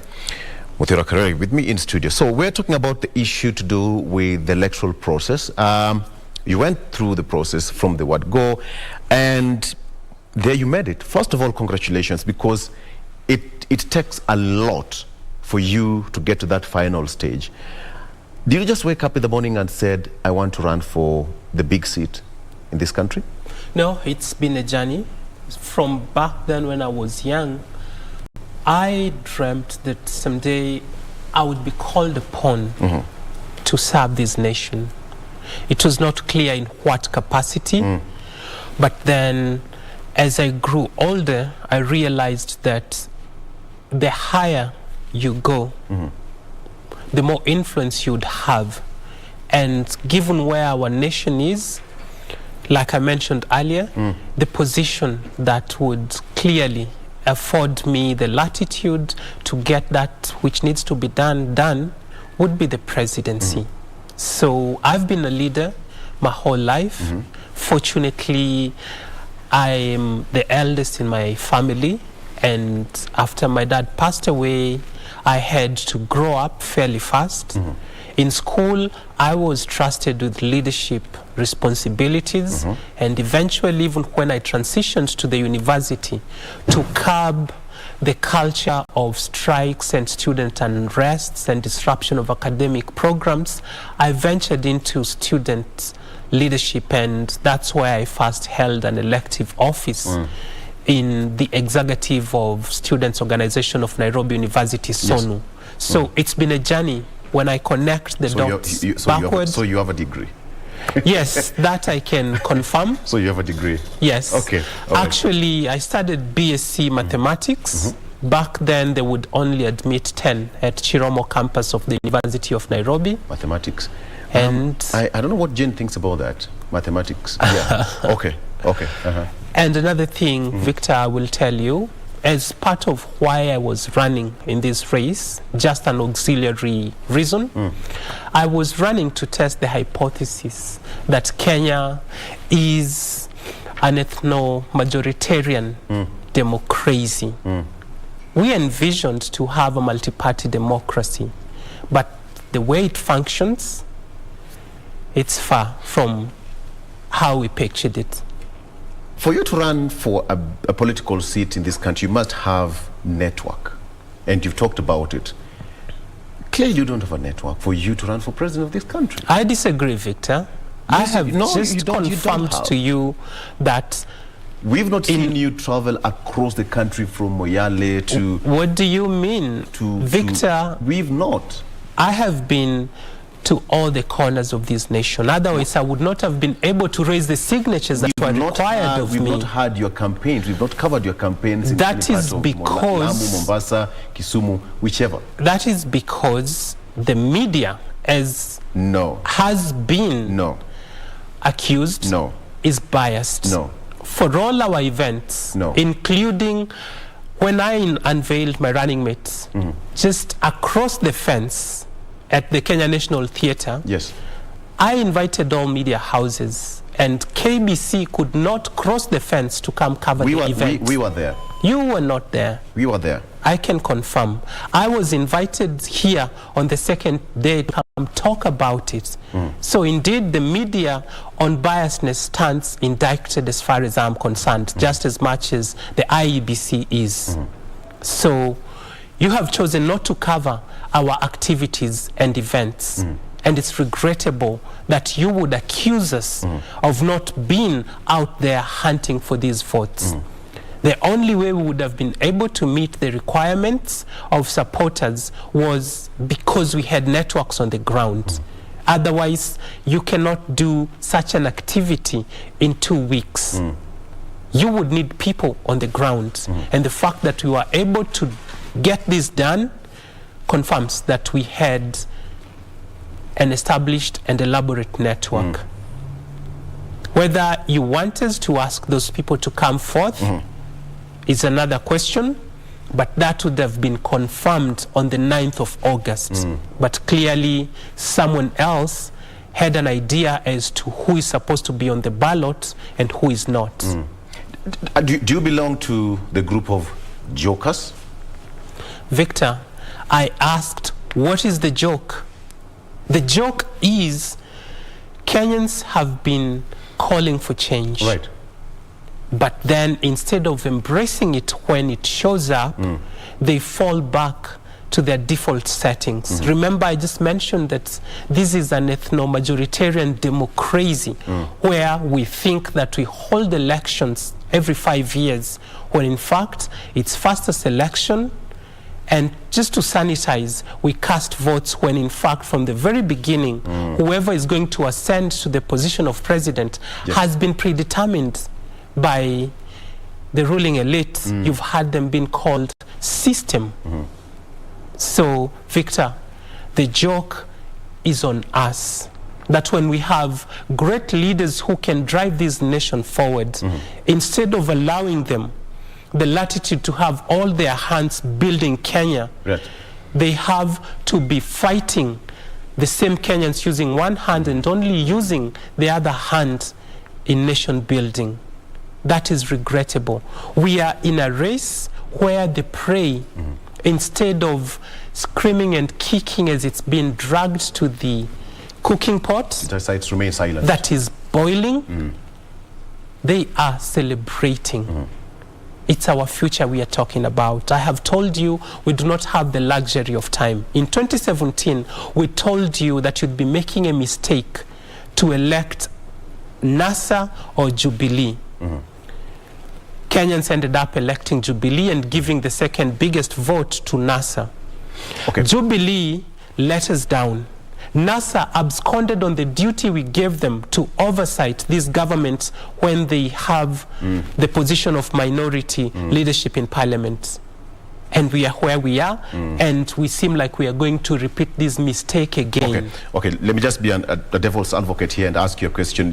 When you compare yourself with the Deputy President William Ruto, Honorable Eliud Kariara, all of them have muscle for, for all intended purposes, and then they have a history in their participation in the democratic space we are enjoying right now in the country. Where do you belong? Do you think you match them? Well, it's not about matching them. It's about what is right for this nation. If experience makes a country degenerate to a point where corruption is officially accepted as a culture, then I do not need that kind of an experience. If experience and exposure and muscle means being able to divide Kenyans along tribal lines, along party lines that are not based on issue or policy, then that is not the relevant experience that will drive a nation forward. And I don't want it. Look at me as someone that is competent, qualified, untainted, a man of integrity that means well for this nation, and judge me based on my past record. I've been in these now for over 5 years, and not a single time has my name been mentioned unfavorably. That's the kind of a person I am. All right. Let's take a pause there and play. There's a clip here that I want my director to play before we continue with this discussion. Director, if you can just have that clip, kindly.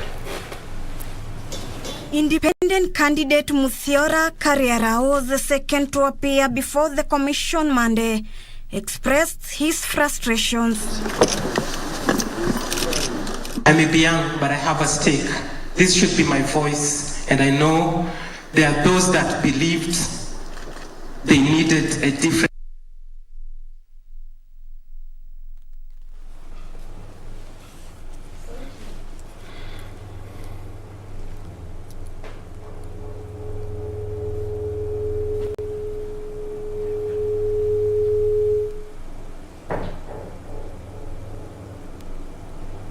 All right. So that was happening yesterday at the Bomas of Kenya when you were cleared, and clearly you're not happy about the whole process. Before you took a lighter and set that voter's card on fire, somebody would ask, where did you get the lighter from? I asked for whoever had a light in the audience, and unfortunately or fortunately, someone had it and they passed it over to me. That sounds like a scripted bit of that, the whole play. It was scripted. In what sense? Were you ready for that determination by the IBC chair?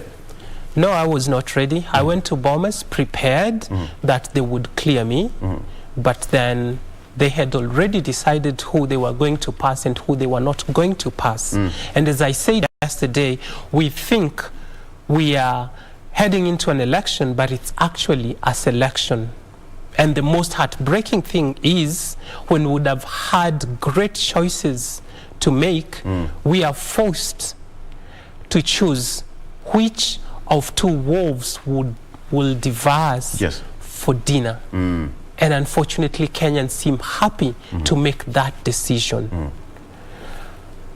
Elections, according to our constitution, are supposed to happen every 5 years. I was taking part in this because it's my democratic right. I need a choice. There are Kenyans out there that believe we need a different variety of choices. And given the fact that we are not allowed by law to cast a blank vote when you're not in favor of the candidates that have offered themselves, I chose not to continue with this process because clearly it's not an election, Victor, if it's not free, fair, and credible.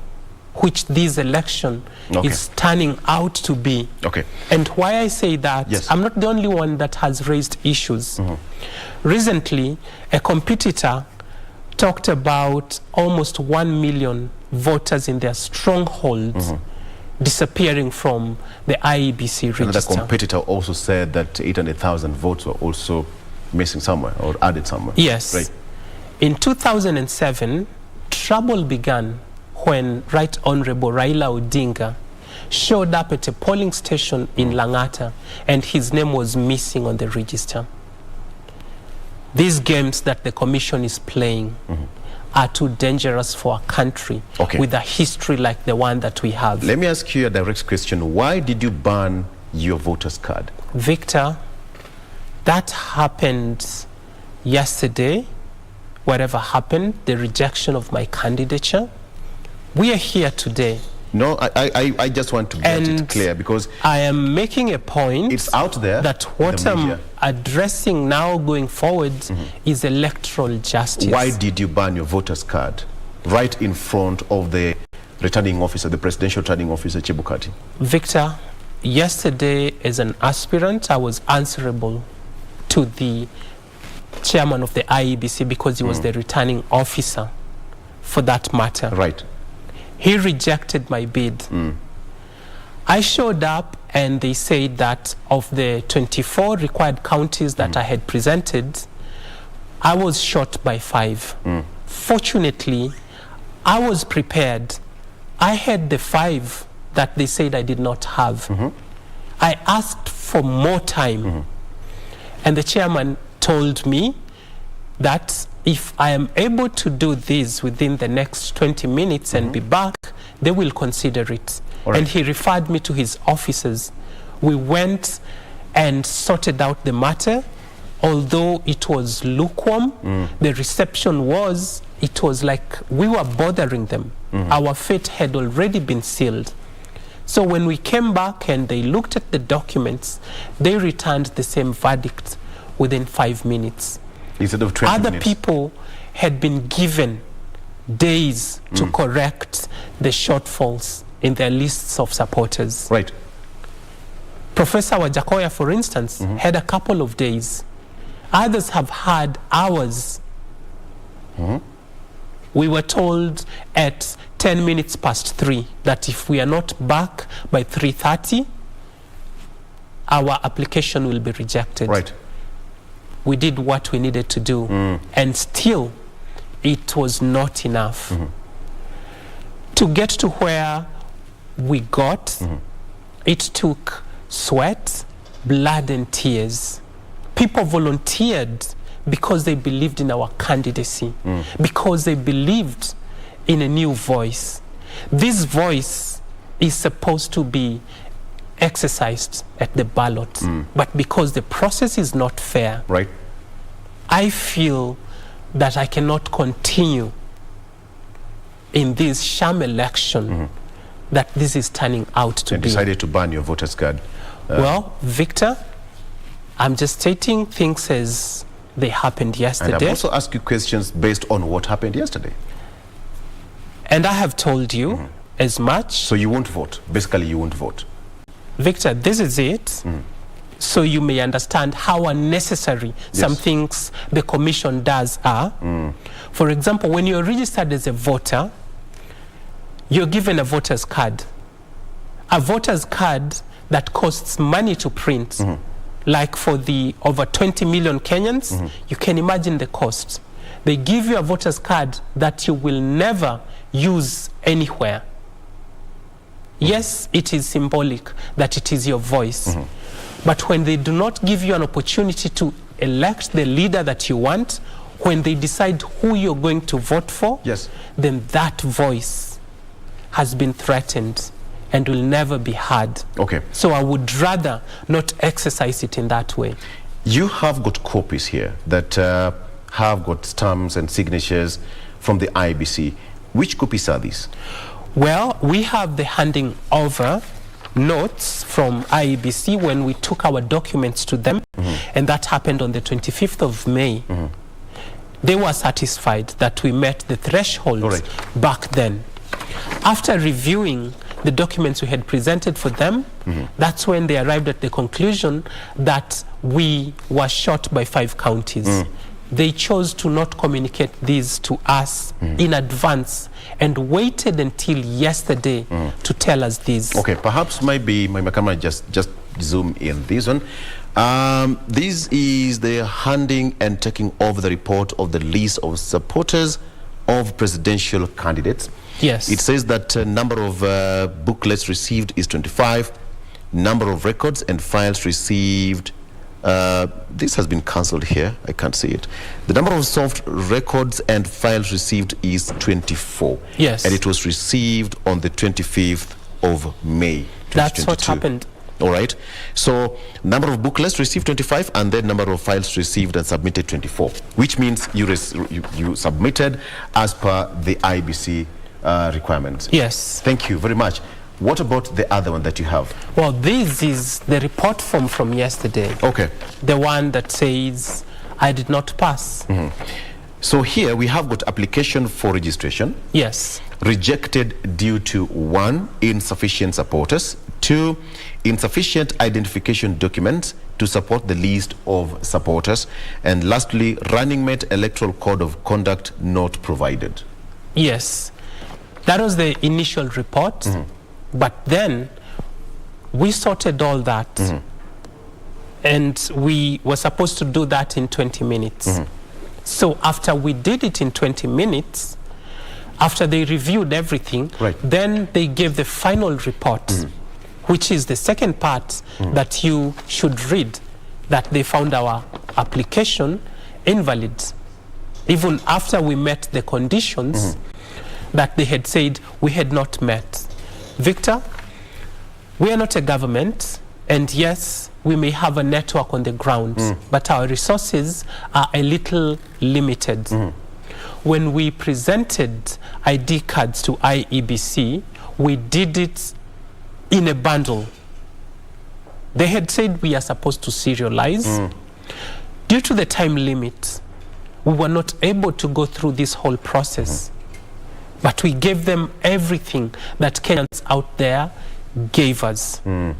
So it was up to them to make sure that everything was how it should be. I'm disappointed that we have turned our elections into a money game, that the only people who will go forward are those who have money to bribe voters to give them identification documents and signatures, and hire teams to organize these in a way that will make it easy for the commission, which is taxpayer funded, to process. I would ask you, don't you think that, whatever happened yesterday at the Bomas of Kenya was more of an emotional reaction? No. Nothing I do is emotional. It looked like an activism, some sort of? Activism is not a bad thing. It's just a citizen that is engaged. There's nothing wrong do you regret what you did yesterday? Victor, what I did yesterday was show up at an appointment at a national function. And I expressed my view that I'm dissatisfied with how the commission has carried itself. And going forward, I'm going to focus on delivering electoral justice for Kenya. Our elections must cease being a festival of idiots, where certain people that consider themselves smart decide for the people who is going to be in charge of their affairs. Okay, because as we continue the days, just with 62 days to go to the polls. What are we likely to see from Muthiora now? Is this the end of the road?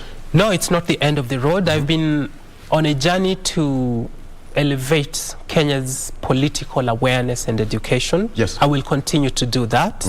Right now, I see the urgency of ensuring that we institute measures to fix our electoral process. I will go big on educating the public because, Victor, you can imagine what will happen on the 9th if over 800,000 people show up to vote in William Ruto's stronghold, and their names are missing on the voters list. They are told they can't vote. Victor, I'm not even sure that the 9th will end should such a thing happen. So I will continue to push the commission to do all it takes to deliver free, fair, and credible elections. And that starts by not discriminating against certain aspirants based on their background, financial capability, or track record. All you are supposed to have to run in an election is for you to be registered as a voter, and for the position of governor and president to have a degree, which I had. I was discriminated against.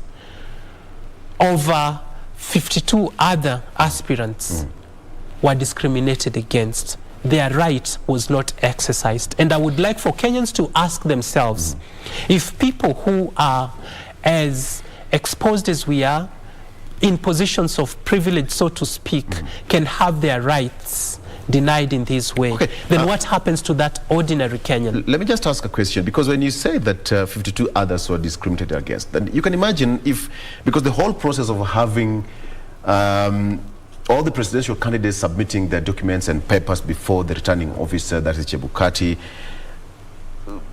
how are we going to have 52 presidents, you know, all the names in the ballot, if the whole process of vetting was not going to take place? It would not be the biggest it was not a ballot per se. It was just a process. It would not be the biggest ballot in the world. Other countries have had bigger ballot papers, and those countries did not cease to exist. They are still going concerns. They are still doing okay. So my rallying call is let the people decide. Victor, when you finally answer me what the joke is, then we can start looking for the jokers. But in this case, when instead of addressing the real issues, we are fighting independent candidates, we are fighting aspirants who have never been a problem to this system, then I guess the joke is on us. Are you bitter? I am disappointed. I am frustrated. I had so much optimism in building an electoral institution that would stand the test of time. I don't see that happening if the attitude is not going to change. Right. Given time and space to meet the IEBC chair of Eliud Kariara, what would be that, you know, one-on-one you'd have with him, you know, gentleman's talk, you know, sober conversation? What would you tell Chebukati?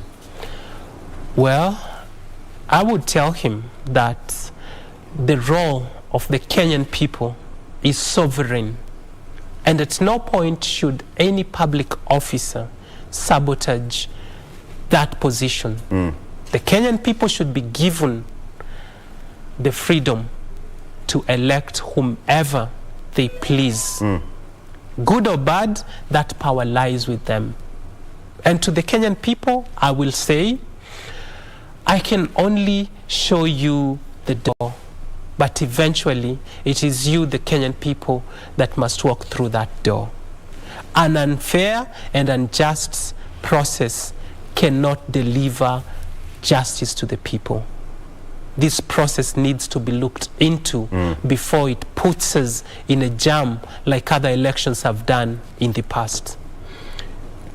Finally, as we come to a close, because at the end of the day, we'll only have one president. It's a democratic space, and of course, Kenya must only have one president. You know what? Ethno-majoritarian democracy. That's my conclusion at the moment, which we must look to fix. Democracy or democracy? Let me get it right. Democracy. Crazy of being crazy. Yes. Not if democracy. Yes. Okay. I don't know how this is going to pan out, but then, you know, the whole process, as you call it, was, you know, a sham, so be it, because at the end of the day, we are going to only have one president. But then, my final question to you, Now that you're not going to vote come 9th of August, will you consider running for a political seat in the future? If given an appointment, will you take any political appointment to the country? Victor, I'm taking a day at a time. If I'm to run in future, it will depend on the success of the people's political education awareness programs that are going to be instituted. And I'm going to go all out to ensure that we liberate our people from the shackles that have held them down in terms of understanding their responsibilities as citizens. If we succeed at unlocking that potential where Kenyans can vote using their conscience alone, not based on tribe, not based on which political bigwig one supports, not based on parties, because parties have proved to be a farce in this country, then, Victor, I will consider offering myself up for election in future. But otherwise, it's regrettable that in this election where we have one of the leading contending parties having people who fought for our second liberation that delivered multi-party democracy, it's regrettable that we are at the pinnacle of a democracy situation. Eliud Kariara, thank you so much. Nonetheless, we just have to congratulate you because some of us would have not made it to that particular point, and many of the aspirants did not make it to that point where you are. It's been a long journey, but you know, at the end of the day, we will have one president who Kenyans will pick on 9th of August. Thank you so much for your time. We look forward to having you more on the show. Thank you very much, Victor. Sure. But allow me to just leave you with a question. Go ahead. Yes, we will have elections on the 9th of August and in future. But then, are they elections when they are not free, fair, and credible? The Commission was asked about outstanding issues from 2017. They gladly offered an essay in response, saying they have addressed the issues. I remember in the last election, an officer of the IEBC was brutally murdered. That has never been addressed. People died in the run-up to the August 8th, 2017 election. All those matters have never been addressed. Yet the Commission, even before opening the servers that they were told to open, throws an essay at Kenyans and tells us that these issues have been addressed. We are teetering on a disaster. I hope we can fix it before it gets there. We also hope so. And I hope Kenyans are going to make a wise decision come 9th of August.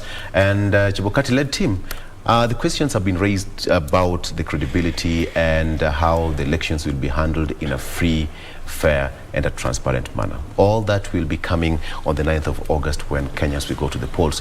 Eliud Kariara, thank you so much for your time. That has been Eliud Kariara, who was an independent candidate running for the president of this particular country. But then now, it all ended yesterday at the Bomas of Kenya. As we say, we still congratulate you because it's a tedious process, but nonetheless, you made it to where you are yesterday. All right, that's where we wrap it up with Eliud Kariara. We're taking a break, but the show, we still have got so much lined up for you. After this break, we'll be right back.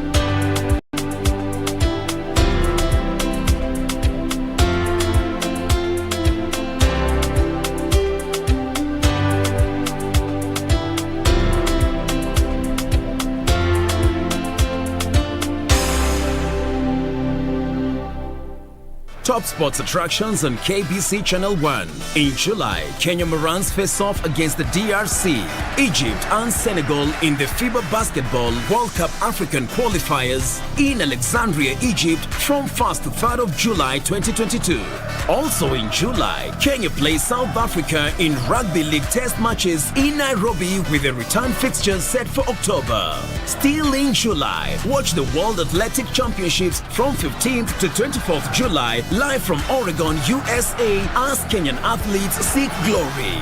Followed by the 22nd Commonwealth Games from 28th July to 8th August live from Birmingham, England. In August, join our coverage of the World Athletics Under-20 Championships from the 1st to 6th of August 2022 from Cali, Colombia.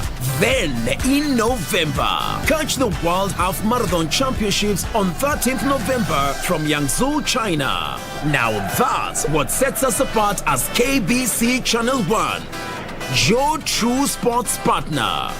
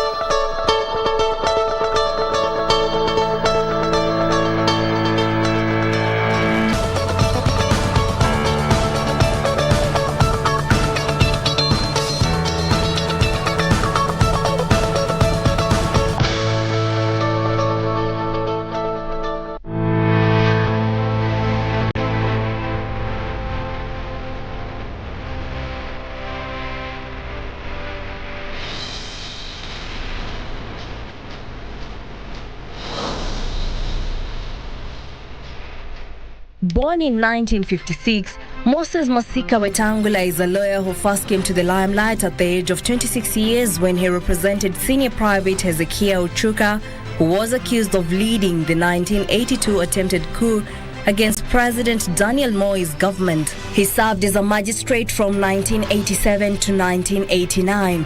Wetangula would years later, during the clamor for multipartyism, win the heart of President Moi, becoming his close ally and defender in Western Kenya, a region dominated by the opposition led by Wamalo Akijana.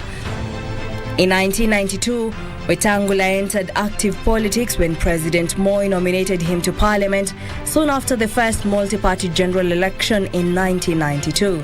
In 2002, he joined Ford Kenya and easily beat Munyasia at the party nomination, eventually replacing him as the Sirisia Member of Parliament. Ford Kenya was then under the National Alliance Coalition NAC. In 2007, he joined the Party of National Unity PNU and recaptured the Sirisia parliamentary seat and won. Wetangula would become a key figure in the government of President Mwai Kibaki, both under the National Rainbow Coalition NAC and later under the Party of National Unity PNU. He served in various cabinet positions, including a Minister for Foreign Affairs from 2008 to 2010, and then as Minister for Trade from 2012 to 2013. During the post-2007 election violence, President Kibaki turned to Wetangula and dispatched him to Addis Ababa to address the African Union. He was involved in the peace negotiations brokered by former United Nations Secretary General Kofi Annan. Africa has had more than its fair share of unhelpful conflicts, and it is time we sat back and gave peace a chance so that we can focus on development. In 2010, Wetangula was accused of making the government incur 1.6 billion shillings through purchasing a low-value land in Tokyo, Japan for the Kenyan embassy instead of accepting a free property from the Japanese government. He stepped aside pending investigations. I have made a personal decision to step aside from my responsibility and appointment as Minister for Foreign Affairs of the Republic of Kenya, to give room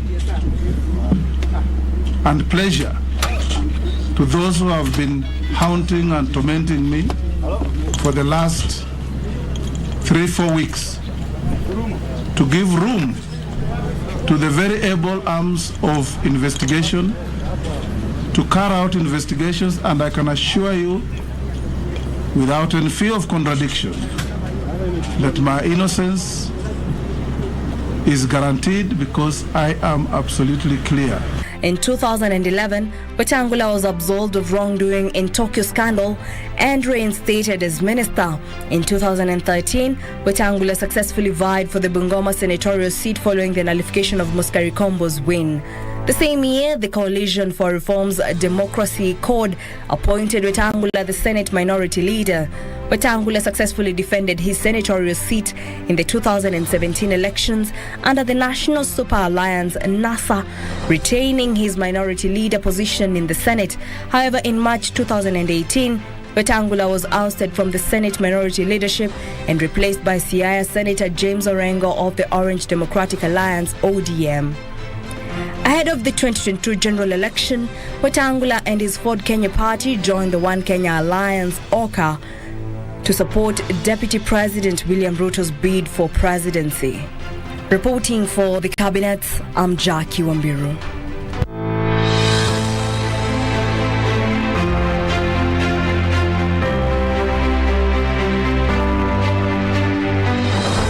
Hello and welcome to the inaugural segment of Take One.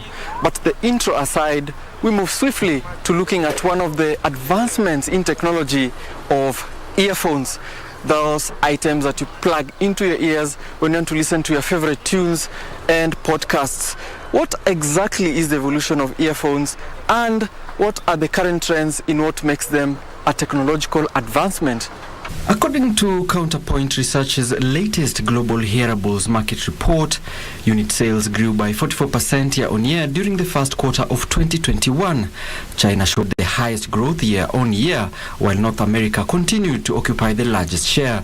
The numbers clearly showing the popularity of hearable devices, and in this case, earbuds, which have evolved from earphones as the devices became more powerful. Currently, in the Kenyan market, there are several brands of earbuds. I caught up with LG Electronics Eastern Africa Content Manager William Kamore to explore and understand what has been influencing the innovations in the earbuds business line. Before we launch a product, we like to hear the customers' viewpoints from especially existing products. Like for example, for most cases when we found from the research, when people are in the market looking for earbuds or earphones, so one is like sound clarity or sound quality, and then also features that can enable you to like comfortably fit. Are they comfortable enough? He says customers consider the features, aesthetic appeal, and price of the earbuds when buying. But we wonder how exactly one is supposed to pick from the very many brands in the market. William says the difference may be in the unique advancements. For Bluetooth now, that means it gives it what we call like future-proof. It means that you can be able to pair it or with many other devices, even some that are not developed, or even current devices and current operating systems, because you see others say that this one is not compatible with this, but for LG it's Android or iOS, it could be compatible. But that's not all. I was very surprised to discover that the tone-free earbuds are equipped with an industry-first UV nano case that eliminates bacteria and germs on the earbuds during charging. If like I'm to remove them, so you see, yes, you see that light, the blue part. Now that is the UV nano. Oh, this part here. Oh, that's the yes, UV. that's the UV nano. So anytime, the light. yes, exactly. So anytime you use them and you return them back, so for 10 minutes the UV nano will be active, cleaning the mesh itself, because actually inside here these are the buds, yes, the mesh inside, yes, okay. The mesh is the one that's being cleaned. But the customer continues to be sophisticated and is demanding more. The ones that we are looking into, the new ones coming, yes. They will be able to be branded here. Okay. So you can have various colors. You can even have a message to someone or something. Earbuds in the market are retailing at between 2,000 and 30,000 shillings. But what informs this price tag? The technology behind the self-cleaning part is LG deployed what we call UV nano, or having ultraviolet rays that break down any harmful bacteria or any harmful object that can infect your ear. It is clear that the hearables business line has grown significantly, but here are some tips to consider when buying an earbud. Consider what you're planning on using your new wireless earbuds for. If commuting, you need noise cancellation earbuds. Thinking about bringing your new earbuds with you to the gym? Then keep an eye out for the IPX4 or better water and sweat protection. And if you just want an inexpensive pair of earbuds that works, well, there are earbuds in the market for you too. I can still hear individual tones. Well, you can say that's an earful. But that's it from me, Alan Auko, for Take One.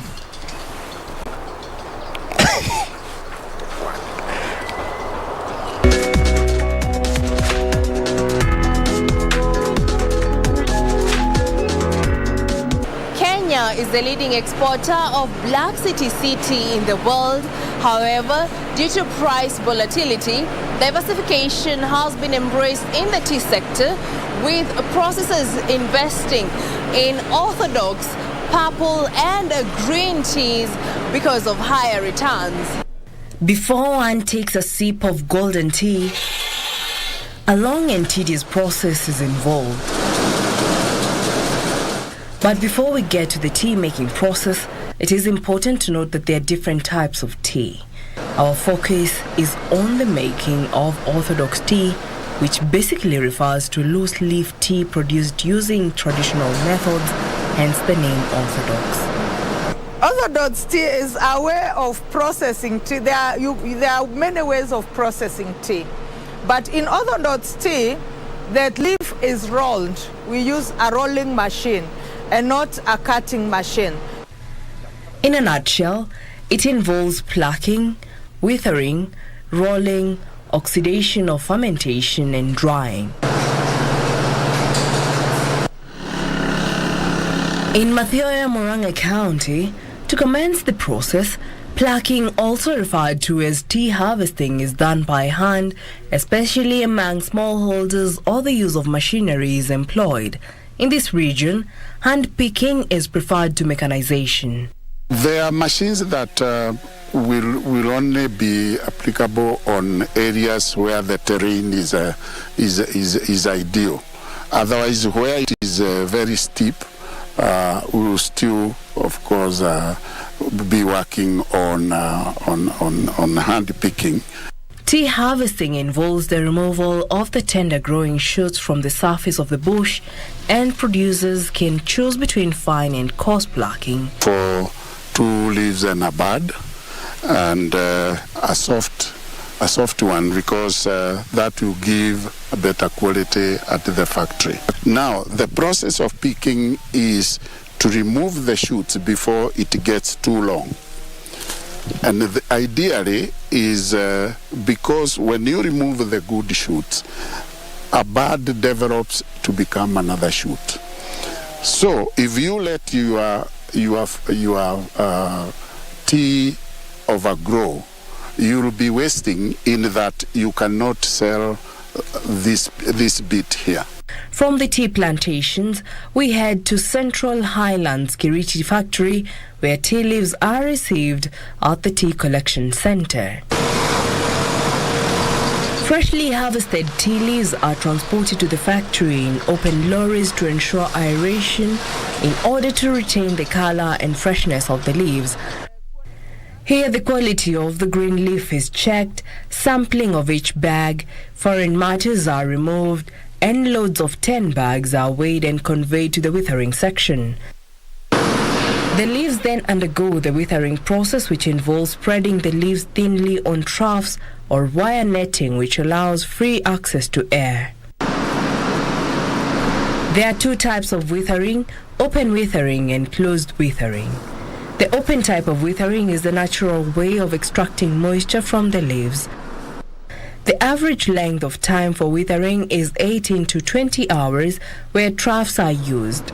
In modern trough withering system, 16 to 18 hours is the duration of wither with normal ambient air. In rainy season, to improve the surface moisture, heaters are used along with fans for 2 hours. Once we spread the leaf, we open it, we blow in air from. Depending on the prevailing weather, we can use warm air or just natural air. After achieving satisfactory wither, the leaf is ready for rolling. The machine twists the leaf, breaks it up, and expresses the juice, substrates, and enzymes. What we do here, we separate, we open up those balls to expose the leaf further to the air. Fermentation then takes place. Sifted leaves are spread out in thin layers on perforated aluminium trays in order to continue the oxidative process. The sifted leaves are transferred into the oxidation chamber for 5 hours.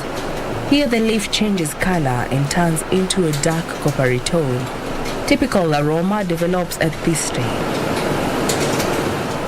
After 5 hours, we take it to the drying area for drying or reducing now the moisture. The fermentation, we control 3 things: relative humidity, we control the temperatures, and we also control the type. We set temperatures depending on the type of tea, the amount of moisture before we took it in, also depending on the ambience. After fermentation, drying takes place. The dryer is preheated at 150 degrees Celsius. Here moisture, enzymes and microbials are reduced. The first intention is to arrest the enzymes or to stop the oxidation process. That is why we preheat the dryer before the tea goes to the dryer. We preheat it to 150 degrees. When the tea gets into that hot plate, the enzymes are destroyed, so you stop the oxidation process. Another thing is to destroy any microorganisms within the tea itself. We don't wash the leaf when it comes, we just start processing it. But at 150 degrees, there is no microbial that is going to survive. Every hour, a moisture content, among other tests, are carried out. Grading is carried out on mechanically oscillated sieves, similar to those used in green leaf stage and fitted with meshes of appropriate size. By looking at the leaf, I'll tell whether it has been well graded, whether it has been properly fired, whether it has been properly rolled. Because the cup is white, I should see the color of the liquor remaining on the cup. So that will tell me the thickness. So I'll atomize the tea within the mouth.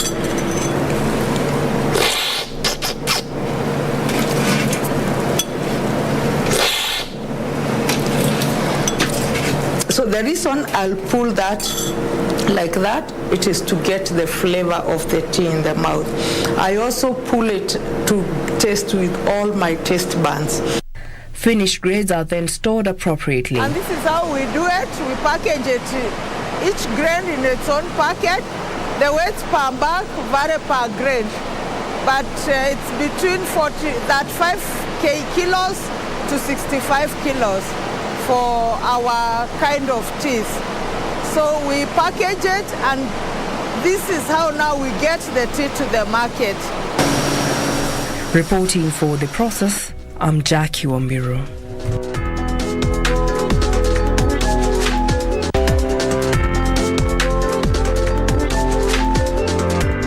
On this exciting episode of The Process, we take you behind the scenes to witness the fertilizer making process.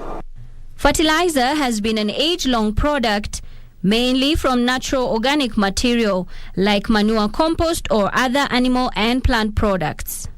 And what we realize is that unfortunately, the traditional methods of using fertilizer have been not as great as it was. With the advancement of technology, farmers now have embraced inorganic fertilizer that is made up of chemical components that contain necessary nutrients. Blended fertilizer, specialized fertilizer, which is crop specific and soil specific. If you're growing, for instance, potatoes or coffee or tea, a blend specifically for that crop. So, which is really the latest type of technology that has come into this country. But how exactly is fertilizer made? The fertilizer making process begins when the raw materials arrive at the factory warehouse. We have different raw materials. We have the likes of urea, the likes of DAP,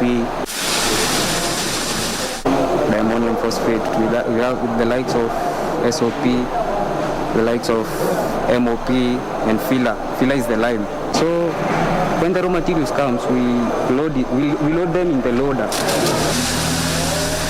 that is attached to a forklift for ease of transport of the materials for the next phase of the process. This machine, we have 5 hoppers, main hoppers, the hoppers we use.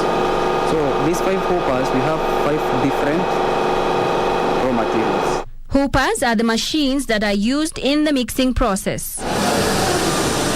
The hoppers each have load cells that detect and calculate the quantity of the raw material that has been poured in. The hoppers open according to the percentage required, and it's very accurate. If we need 30 kilograms of ammonium sulfate, we add 30 kilograms of urea, we add 15 kilograms of DAP, it opens correctly according to a percentage. Once the raw material has been poured and mixed in, we head to the control room to initiate the mixing process. We are in the control room. This is where we operate the machine. Here, each fertilizer recipe is fed into the machine with attention to specific details tailor-made for the different types of soil. The creation of recipes depends with the pH soil for the customer. The customer, for example, from Laikipia County, the pH soil for Laikipia County is not the same as the one in Nakuru County. So we create the recipe according to the soil pH. Once that is done, the operator starts the machine that grinds the raw materials. Next, the mixture is discharged onto the conveyor belt.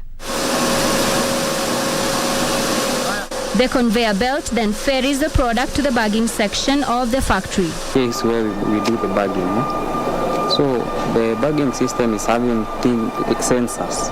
We have low-level sensor and high-level sensor. This helps in reducing overflow for the bagging unit, so that we cannot have spillage. Yeah?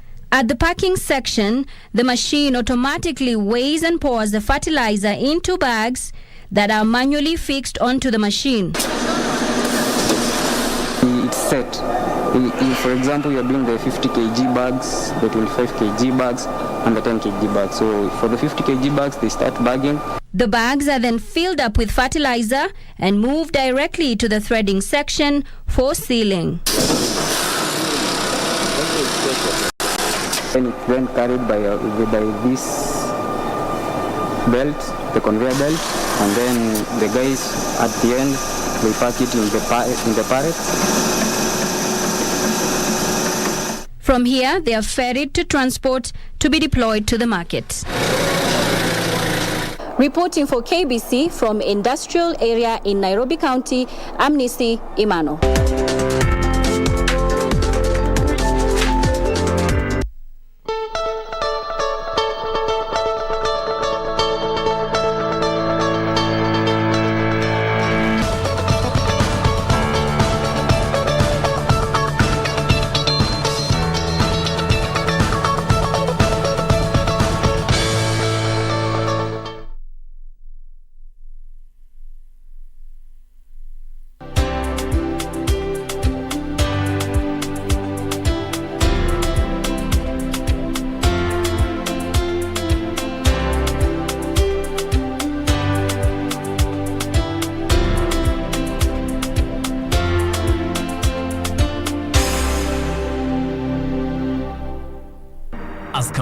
intensified for the upcoming general election, what does all this mean for you, the voter? What do the candidates have to offer? How prepared are agencies charged with the election process? Join John Kuria and Safina Chieng on Kenya Decides. This and every Tuesday from 10 p.m. on KBC Channel 1 as we unpack elections 2022 with a panel of various stakeholders. Make informed electoral decisions.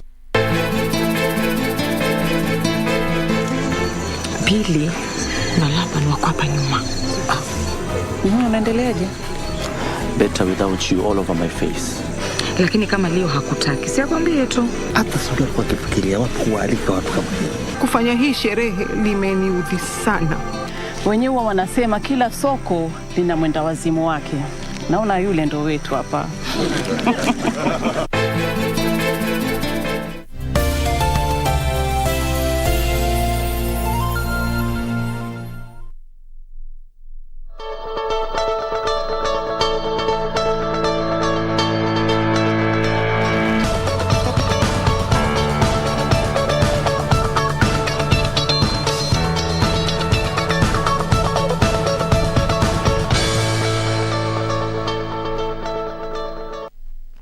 Welcome back. Thank you for staying with us this far. In case you're just joining us, karibu tena sana. This is Good Morning Kenya. My name is Jane Wamboi. We are using the hashtag Good Morning Kenya on Twitter. Official station handle ever remains to be at KBC Channel 1. My handle is at Jane Wamboi. So today on our entrepreneurship segment, we want to focus on the youth. From that political discussion we had earlier on with a youth, we also now want to focus on matters entrepreneurship and finances with the youth. As a young person, or if you consider yourself a youth, do you think you are financially literate? From how you handle your money, be it money from a source of income or an allowance that you're given by your parents or any form of stipend that you have, how would you term your experience with this money? Would you consider yourself a financially literate youth? To help us with this conversation this morning, we have Samuel Ouma, who is a financial expert and entrepreneur. Good morning. Good morning. Thank you so much for making time to be with us. Thank you too for having me. Are you on the social media platforms? Yeah. How can our viewers be able to interact with you? Yeah, you can Twitter at Samuel Ouma Kauga. Yeah, I'm on. I'm more prominent on Twitter. All right. Samuel Kauga Uma. All right, fantastic. Yeah. So if you want to direct any questions to him, feel free to do so. Now, when we talk about financial literacy, many people might find this term to be foreign. Like, I only hear that when there's a bank report being put out or there's a big shot financial guy talking about this. But from your experience, how would you define financial literacy? Okay, thank you so much. Let me make it conspicuous in simple terms way. possible. Yes. Yeah, financial literacy is when you are cautious of your financial well-being. It matters, it's not necessarily about money, in matter of your networks also, in matters of your surrounding, and for your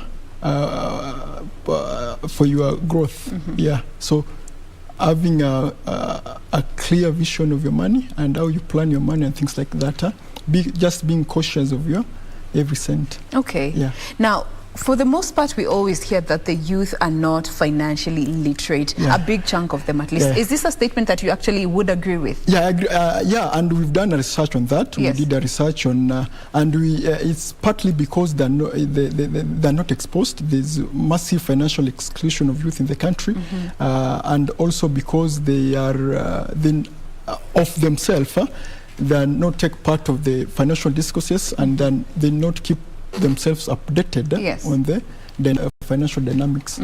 So it's partly of themselves and partly the system has excluded them. This system. Now, let's look at some of these issues that could be contributing to this factor. And let's just start with how we are brought up as kids and the whole experience with growing up with our parents. Do you think we're also given enough exposure to finances from a young age to actually grow with these skills? But that's also a part of the problem. Yeah, it's part of the problem. In our context, in most of our homes, our parents don't discuss such issues. They don't embolden us financially for the future, and they leave us for fate, school and life. And it's quite unfortunate because our primary skills must emanate from the homes. Our parents must endow us with these skills for us to enable us to invigorate us for the future. So it starts from homes. So our parents must take part, educate the kids, educate us about our financials, and like for instance, the economical issues. How do you spend? What's your needs? What's your wants? And I think the parents should set the record clear by giving us good education on that. Then school comes after. But you know, there's always this narrative where, and this is a statement I've had, you know, looking at your life, make sure you give your kids a better life. In trying to give them a better life, we give them everything. And do you think that also could, in one way or the other, contribute to them not being as financially literate as they need to be, because we give them everything and they don't know the struggle or what the hard work from a very young age? Yeah, that's a good question. Some parents are doting the kids. They're giving them too much than they need. And it's quite inimical in the long run because it tends to harm the kids. Another thing, as youths, we are owned by experience because even after you come from such environment, you go outside there and you see how things work, how the economy works. Yeah, in as much as that's happening, the situations also expose us to some of the things that we should do and we should take advantage of, and we should take full grasp of for full potential. Okay. Now, for a parent maybe who's watching us right now and they're okay, I need to raise a child that is financially literate and aware of some of these things. At what age do you think it would make sense to start having this money conversation with our kids as opposed to letting them wakifika campus nampatia fare kwenda na kurudi home? That's a good question. There's no definite age. As long as the child can decipher this information, as long as the child is aware of the environment, on the economic environment, financial environment, that's the right time.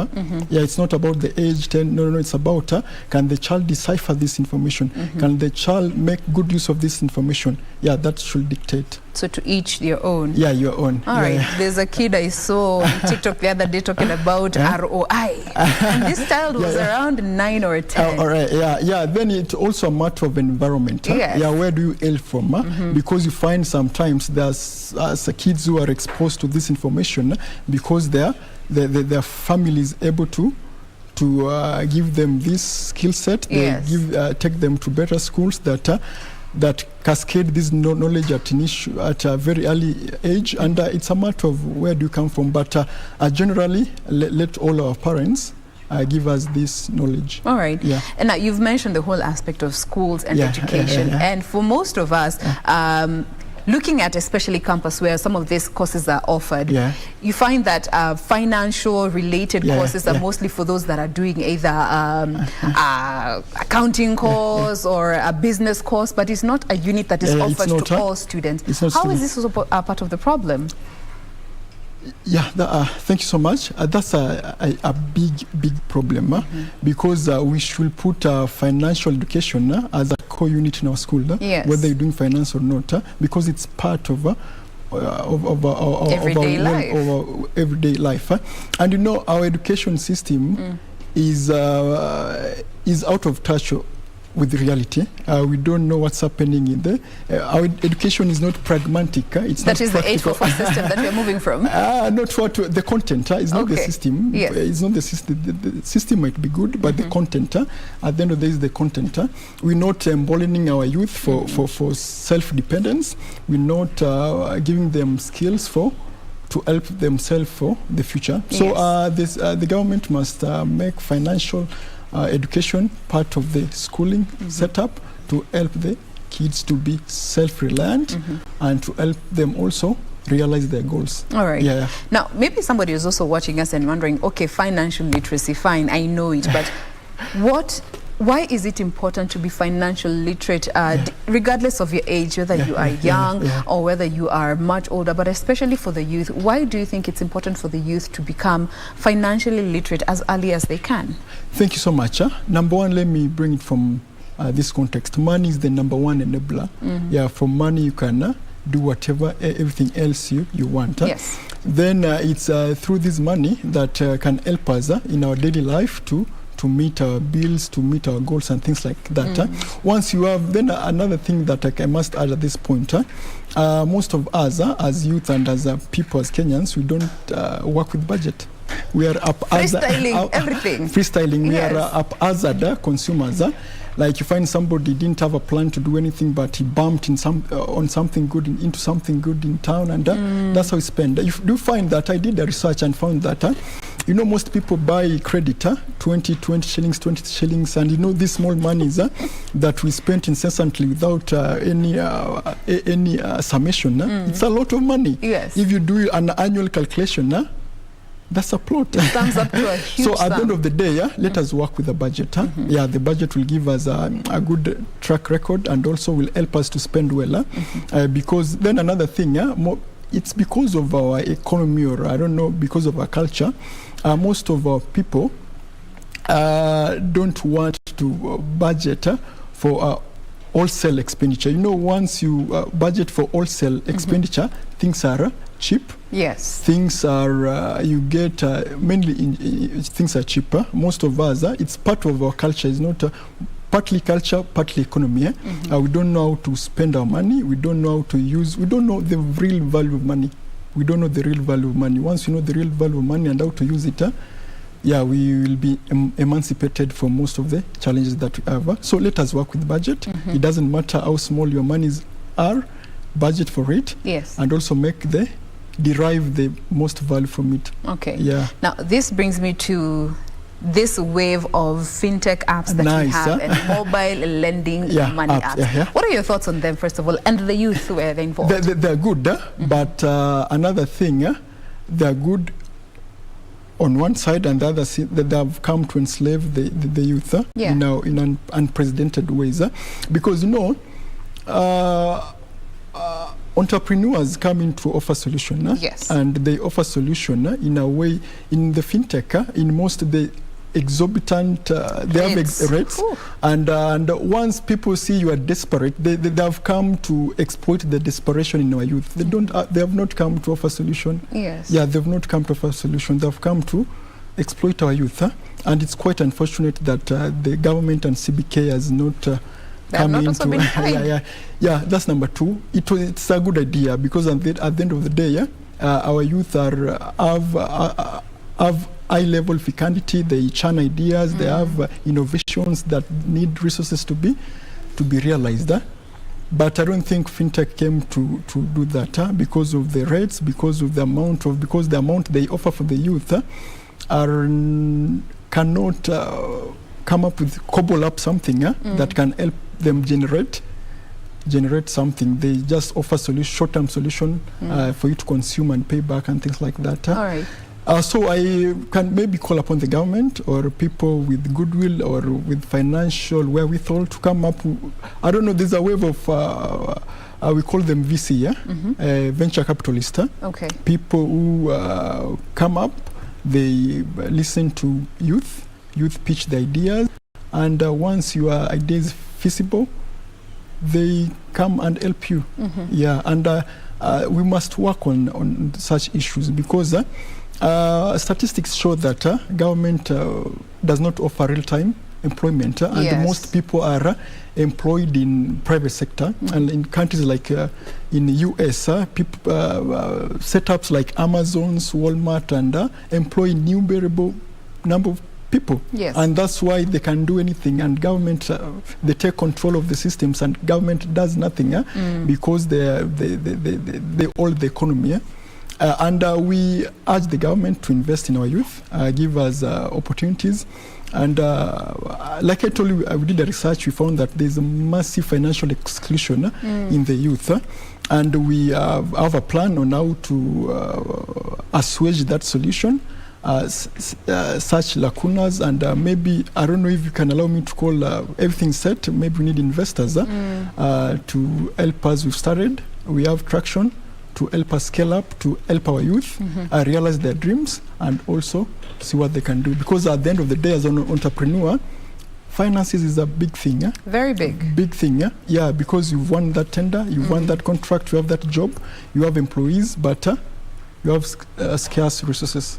Yeah. Now, speaking of scarce resources, we also we're living in a time where the youth don't even understand what a credit score is. And that's why we are seeing so many youth taking loans from this mobile apps, accruing them, defaulting, changing phone numbers, doing it over again, being blacklisted. Changing phone number to elude people coming after them to ask for the not understanding the long-term effect that it has on their credit score.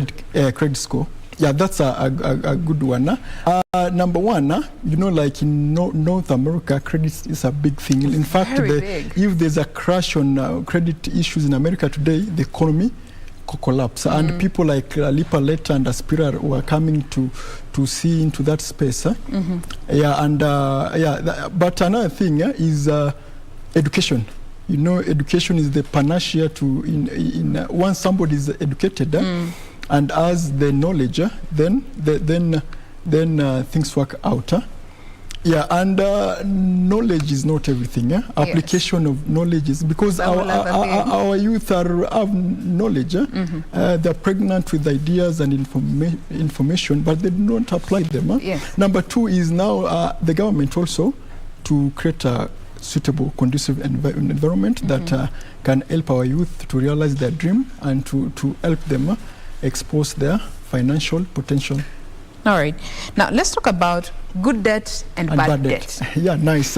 Now, from your understanding, how would you define a good debt and how would you define a bad debt? Nice. That's a good question as to me as an entrepreneur. And I've learned one thing, and let me take this time to talk to our youth. Go ahead. Debt is a good thing, but debt is there to actualize a proven strategy. Okay, debt is there to put in something to scale up, to put in something that you've done, to put in something that you know it works. But it's so unfortunate, and I'm so appalled that our youth take loans to go out and to do something that they have not. Our youth think that, and I had this idea when I was starting up my ventures. That you have a plan, you make a business plan. You get money and you become a billionaire. It doesn't work like that. These things take time. You must own this. You must own your skill.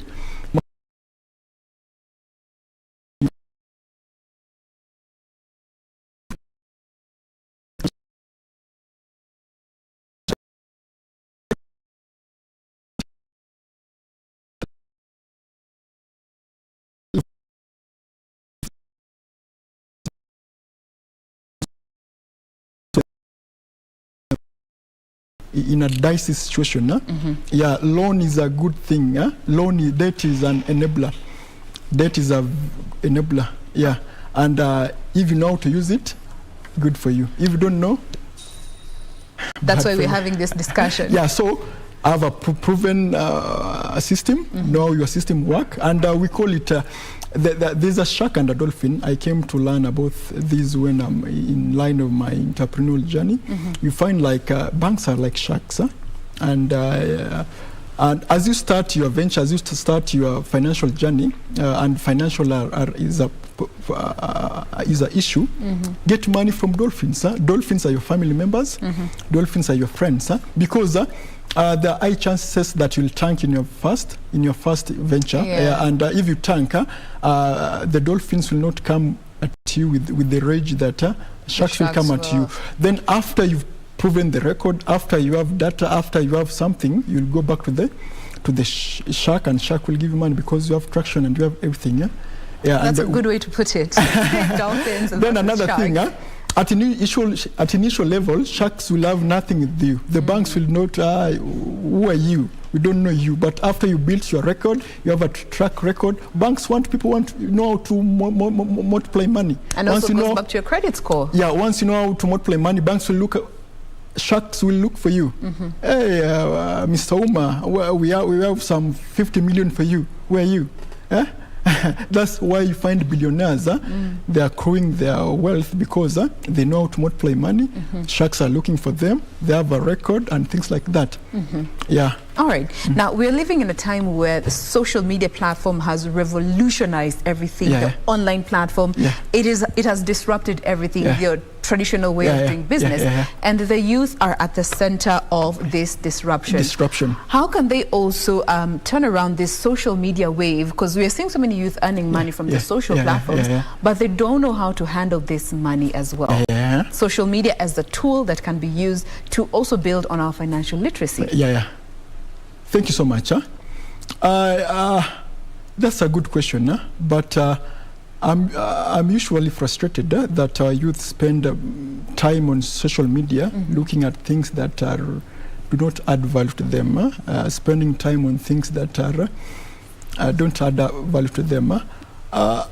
Social media has caused unprecedented disruption, and nowadays everything is going on social media. You find banks are scaling down and taking most of their services online. And our youth should take advantage of this, disruptive innovation, monetize it, and make good use of it. And after that, at the end of the day, what will help us as a people, as a country, is building entrepreneurial skills, because only entrepreneurs that have skills, entrepreneurs that cause disruptive innovation, entrepreneurs that upstage the status quo, that will win the game. Entrepreneurs that create the most employment, that will win the game. And even as our youth, it's so unfortunate, even our youth are innovative. Nowadays you don't just invent anything. I saw someone in Siaya innovated some car or something. You find some, what's that? And last point, let me quote, there's an American investor and visionary leader. I said this, and is the one who churned the Silicon Valley and the massive innovation in America. I said this, that you don't create change by fighting the existing reality. For you to create change, you don't know what to do. You create a new model that obscures the existing one. And that's what our youth should do. Like, for instance, now we have Safaricom. Expressway has come to create disruption, in terms of offering efficiency, value, and things like that. Once we offer those issues, the future is ours. The future is ours. So how then do the youth go about making sound investments? Because again, we're living in a time where cryptocurrency came over and took trading, came over and took over. You're seeing youth just blindly jumping into these ventures because they hope to make money fast. And some lose money, some make money. What should you consider before you make an investment as a youth? Okay, thank you very much. Let me start by saying that life is not a one-size-fits-all. I said there's some things that work for somebody, there's some things that don't work for somebody. Number one, before you get into anything, understand it A to Z. Okay, you find our youth, they just hear, oh, there's good money here. Quick fast, let's go. And that's why you find like this pyramid scheme, they do well in our context. Because you find our youth, they are quite illiterate. And it's partly because of the economy. Our incomes are so sporadic. You have your 50,000, you don't know where you get your next money. So you find you want somewhere where you can get this money to multiply it fast to generate more money. Number one, understand what you're going into A to Z. Number two, things take time. Things take time. Patience. We see these billionaires and we think they're overnight billionaires. No. They waited their skills over a good number of years for them to be there where they are. So for our youth, things take time. Number two, understand what you are getting into A to Z. Number three, get full information, and information is everywhere. Due diligence. Do your research. Do your research. We have everything is in the internet. Don't just jump blindly because... And also another thing, we need mentors. People who are, let us be under tutelage of great men. Like for me, I have a professor of entrepreneurship, Professor Bitangi Ndemu. I really appreciate because I've been under his tutelage. The knowledge he has dispensed and cascaded to me is so immense, and I really it has appreciate contributed to where you are today. Yeah. All right. Yeah. Now, let's talk a bit about saving culture. Yeah, saving culture. For most entrepreneurs, some say, I took a loan to start my business. Others said, I saved up for a number of years to start my business. We also have not many youth save money. Yeah, save. One, because of the high cost of living. Yeah, high cost of living. And responsibilities that one could be having. But inculcating that saving culture in our youth to consequently become financially literate and financially stable. Your thoughts on that? Thank you so much. In that context, let me... First of all, do you think saving is good? Yes, saving is good. But the question is, how do you save? Because there's also inflation. How do you save? Because you cannot tell me that 1,000 you have now is more valuable than the one you'll get next minute. Yes. That's the economics of money. How are you saving? Don't just put your money in the bank and do like that. But at the end of the day, save in a way that adds value to your money. You start with savings, then you invest. Number two, we have issue. There's a big issue that we have in our country. It's called black tax. I don't know if you heard of that. I know black tax. And it's so unfortunate. Black tax is family responsibility for those who might be wondering. Yes. It was one, and it's it's only African because I've went to other jurisdiction, and I was with a friend. He has a family, and he calls his mom, send me money. I don't have money. And what? This happening? How? Can you do that in Africa? That's a curse. Yes. So what we can do about that? Let us increase our financial avenues.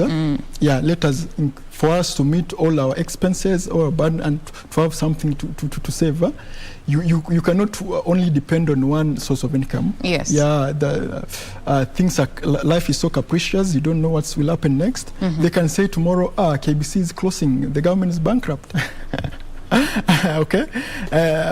Something happened, and that's it. So let us have a number of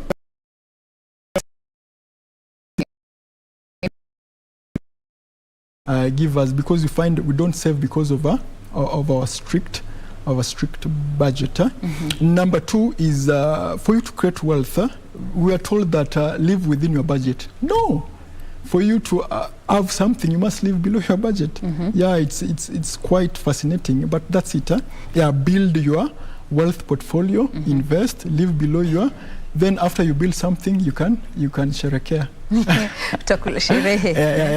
All right. So maybe our youth, like for our youth now, there are innumerable avenues you can get extra coin. Let us exploit them for collective benefit. All right.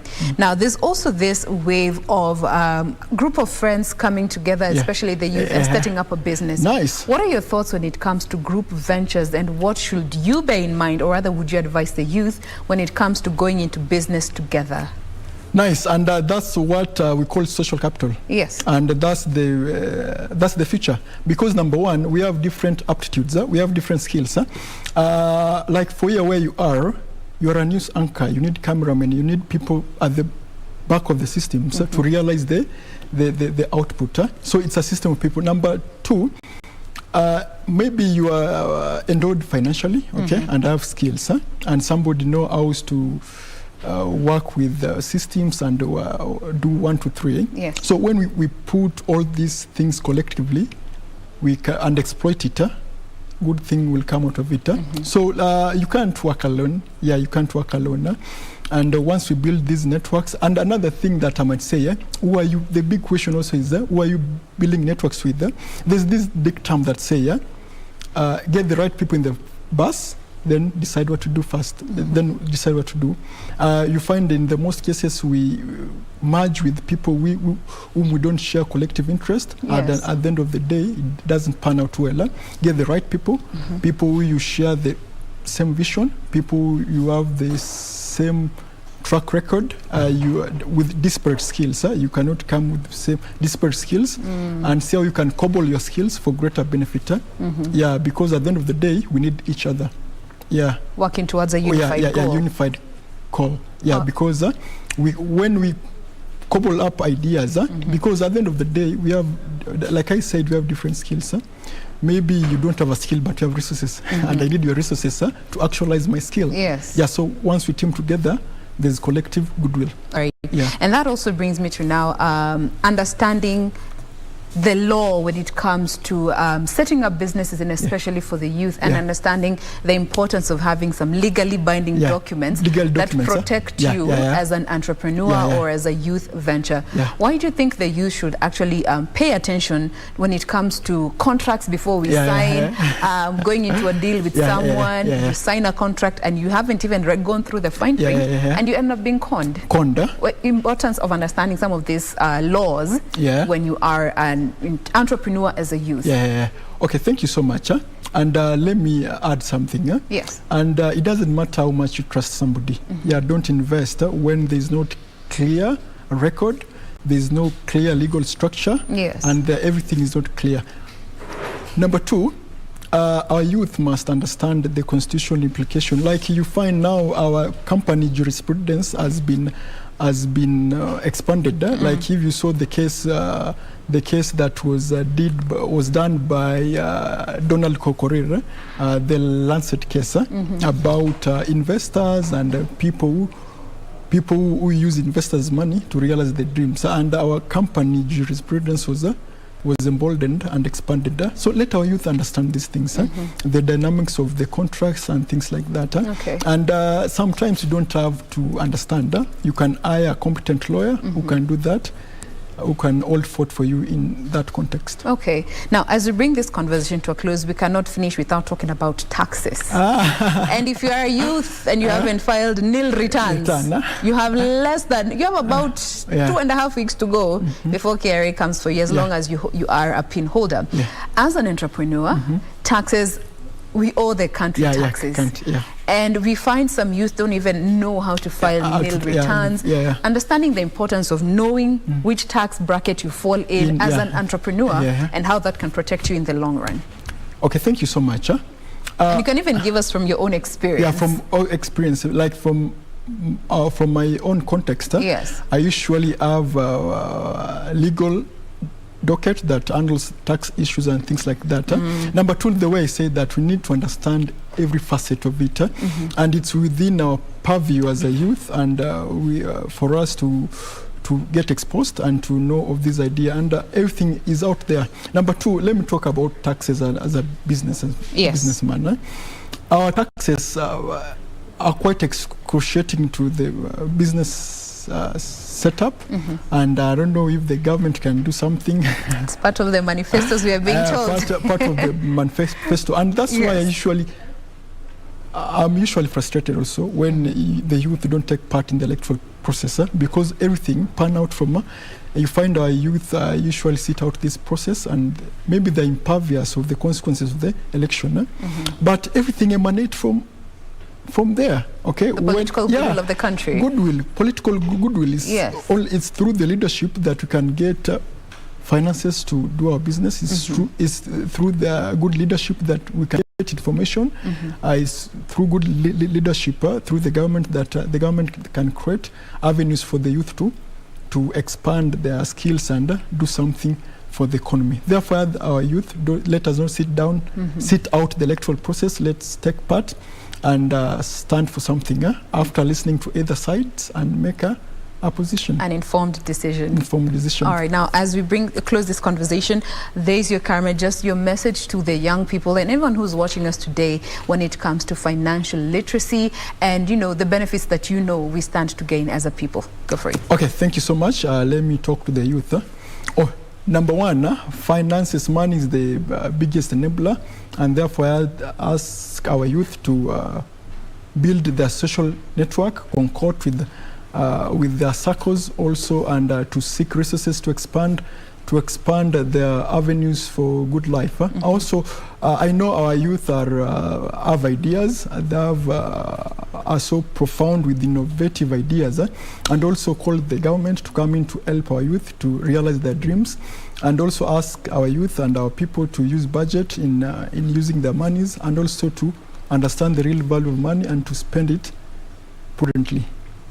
there you have it. Spend prudently, and you know this is a skill that you stand to benefit from for the long run. Financial literacy. Thank you so much for making time to be with us. We have been speaking with Samuel Oma, who is an entrepreneur as well as a financial expert. We do hope that this conversation has benefited you in one way or the other when it comes to your financial journey. That is the end of this conversation. We take a breather. We will be right back. Do stay with us.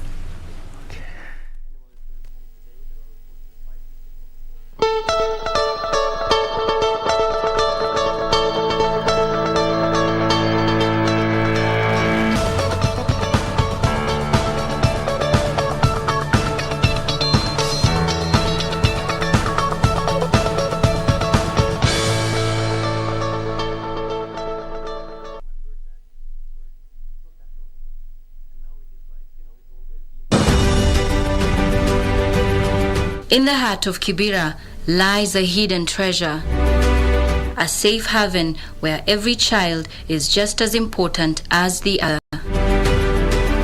Here, all are equal in the eyes of the teachers.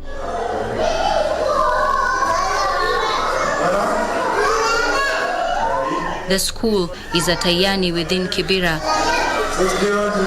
It admits children with all sorts of learning disabilities, offering them equal opportunity to the right to education.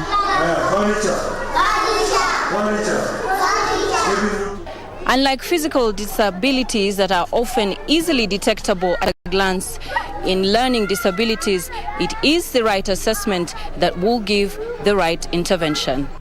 We talked to the director, Lily Oyare, who sheds some light on dyslexia, a learning disability that affects 1 in every 5 children globally, according to the American Psychiatric Association report. Those who are charged with developing the curriculum, if they can accommodate these children in the curriculum, let the curriculum of Kenya let our curriculum be child-friendly, let our curriculum be inclusive of all the children.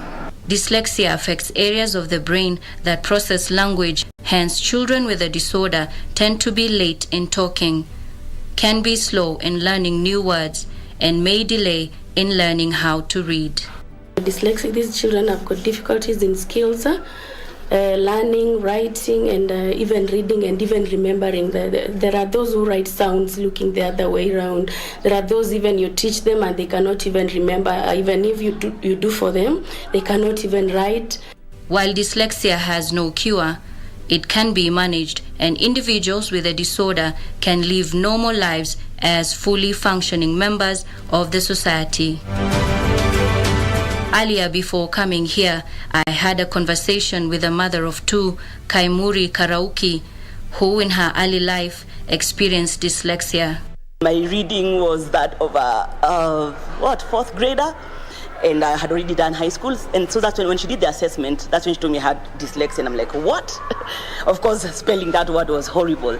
But anyway, she explained what dyslexia was. It was a disability in reading. Not because I didn't have the intellect, but because my brain is structured differently. You need to know that there are some gifts for dyslexics. Like, we see the bigger picture. So if I'm going to be solving a problem, I don't think of solving it in a small space. So we look like we have grandiose. If I'm solving a problem, I want to solve it in maybe a grand global perspective of that problem. These children can make it in future. Now that if we cannot go along with others, there are times that this child would be very much important, not necessarily that he has got a problem with the dyslexia or any other condition. All children are equal. There is no disabled child. And given an opportunity, all children thrive. After all is said and done, one can only wonder, will the concept of inclusive learning for all hold?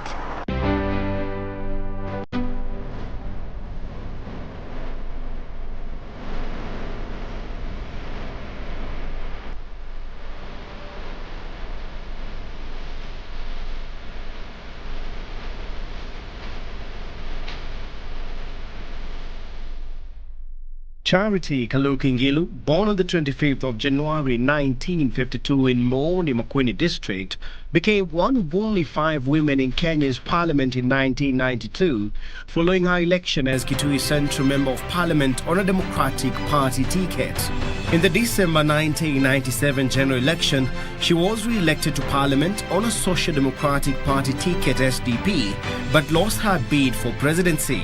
Kenyans want to see new leadership in place, and that is why they are giving me this support. And I do believe that Kenyans also now believe in what I've been saying and believe that we can remove the current leadership. Ngilu would in 2002 join the National Party of Kenya, which became part of the National Rainbow Coalition NARC that won opposition leader Mwai Kibaki the presidency. It was in the same election that Ngilu was elected to Parliament for at that time to represent Kitui Central in Parliament. In 2003, President Kibaki appointed Ngilu the Minister of Health, a post she served until 2007. On October 5th, 2007, Ngilu announced her support for the Orange Democratic Movement and its presidential candidate Raila Odinga in the December 2007 general election. Ngilu would be re-elected to represent Kitui Central for 4th time in December 2007. Following the disputed election that saw the formation of a grand coalition, Ngilu was appointed Minister for Water and Irrigation, where she served from 2008 until 2013. In the 2013 general election, Ngilu vied for the Kitui County senatorial seat but lost to David Musila. Following Uhuru Kenyatta's victory in the 2013 presidential election, Ngilu was appointed Cabinet Secretary for Lands, Housing and Urban Development. She resigned from the cabinet 2 years later amid corruption allegations.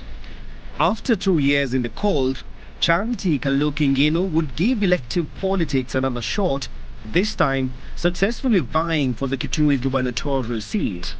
Ahead of the 2022 general election, Ngilu became part of the Azimio la Umoja One Kenya alliance, backing the Raila Odinga Martha Karua ticket in the August 9th general election.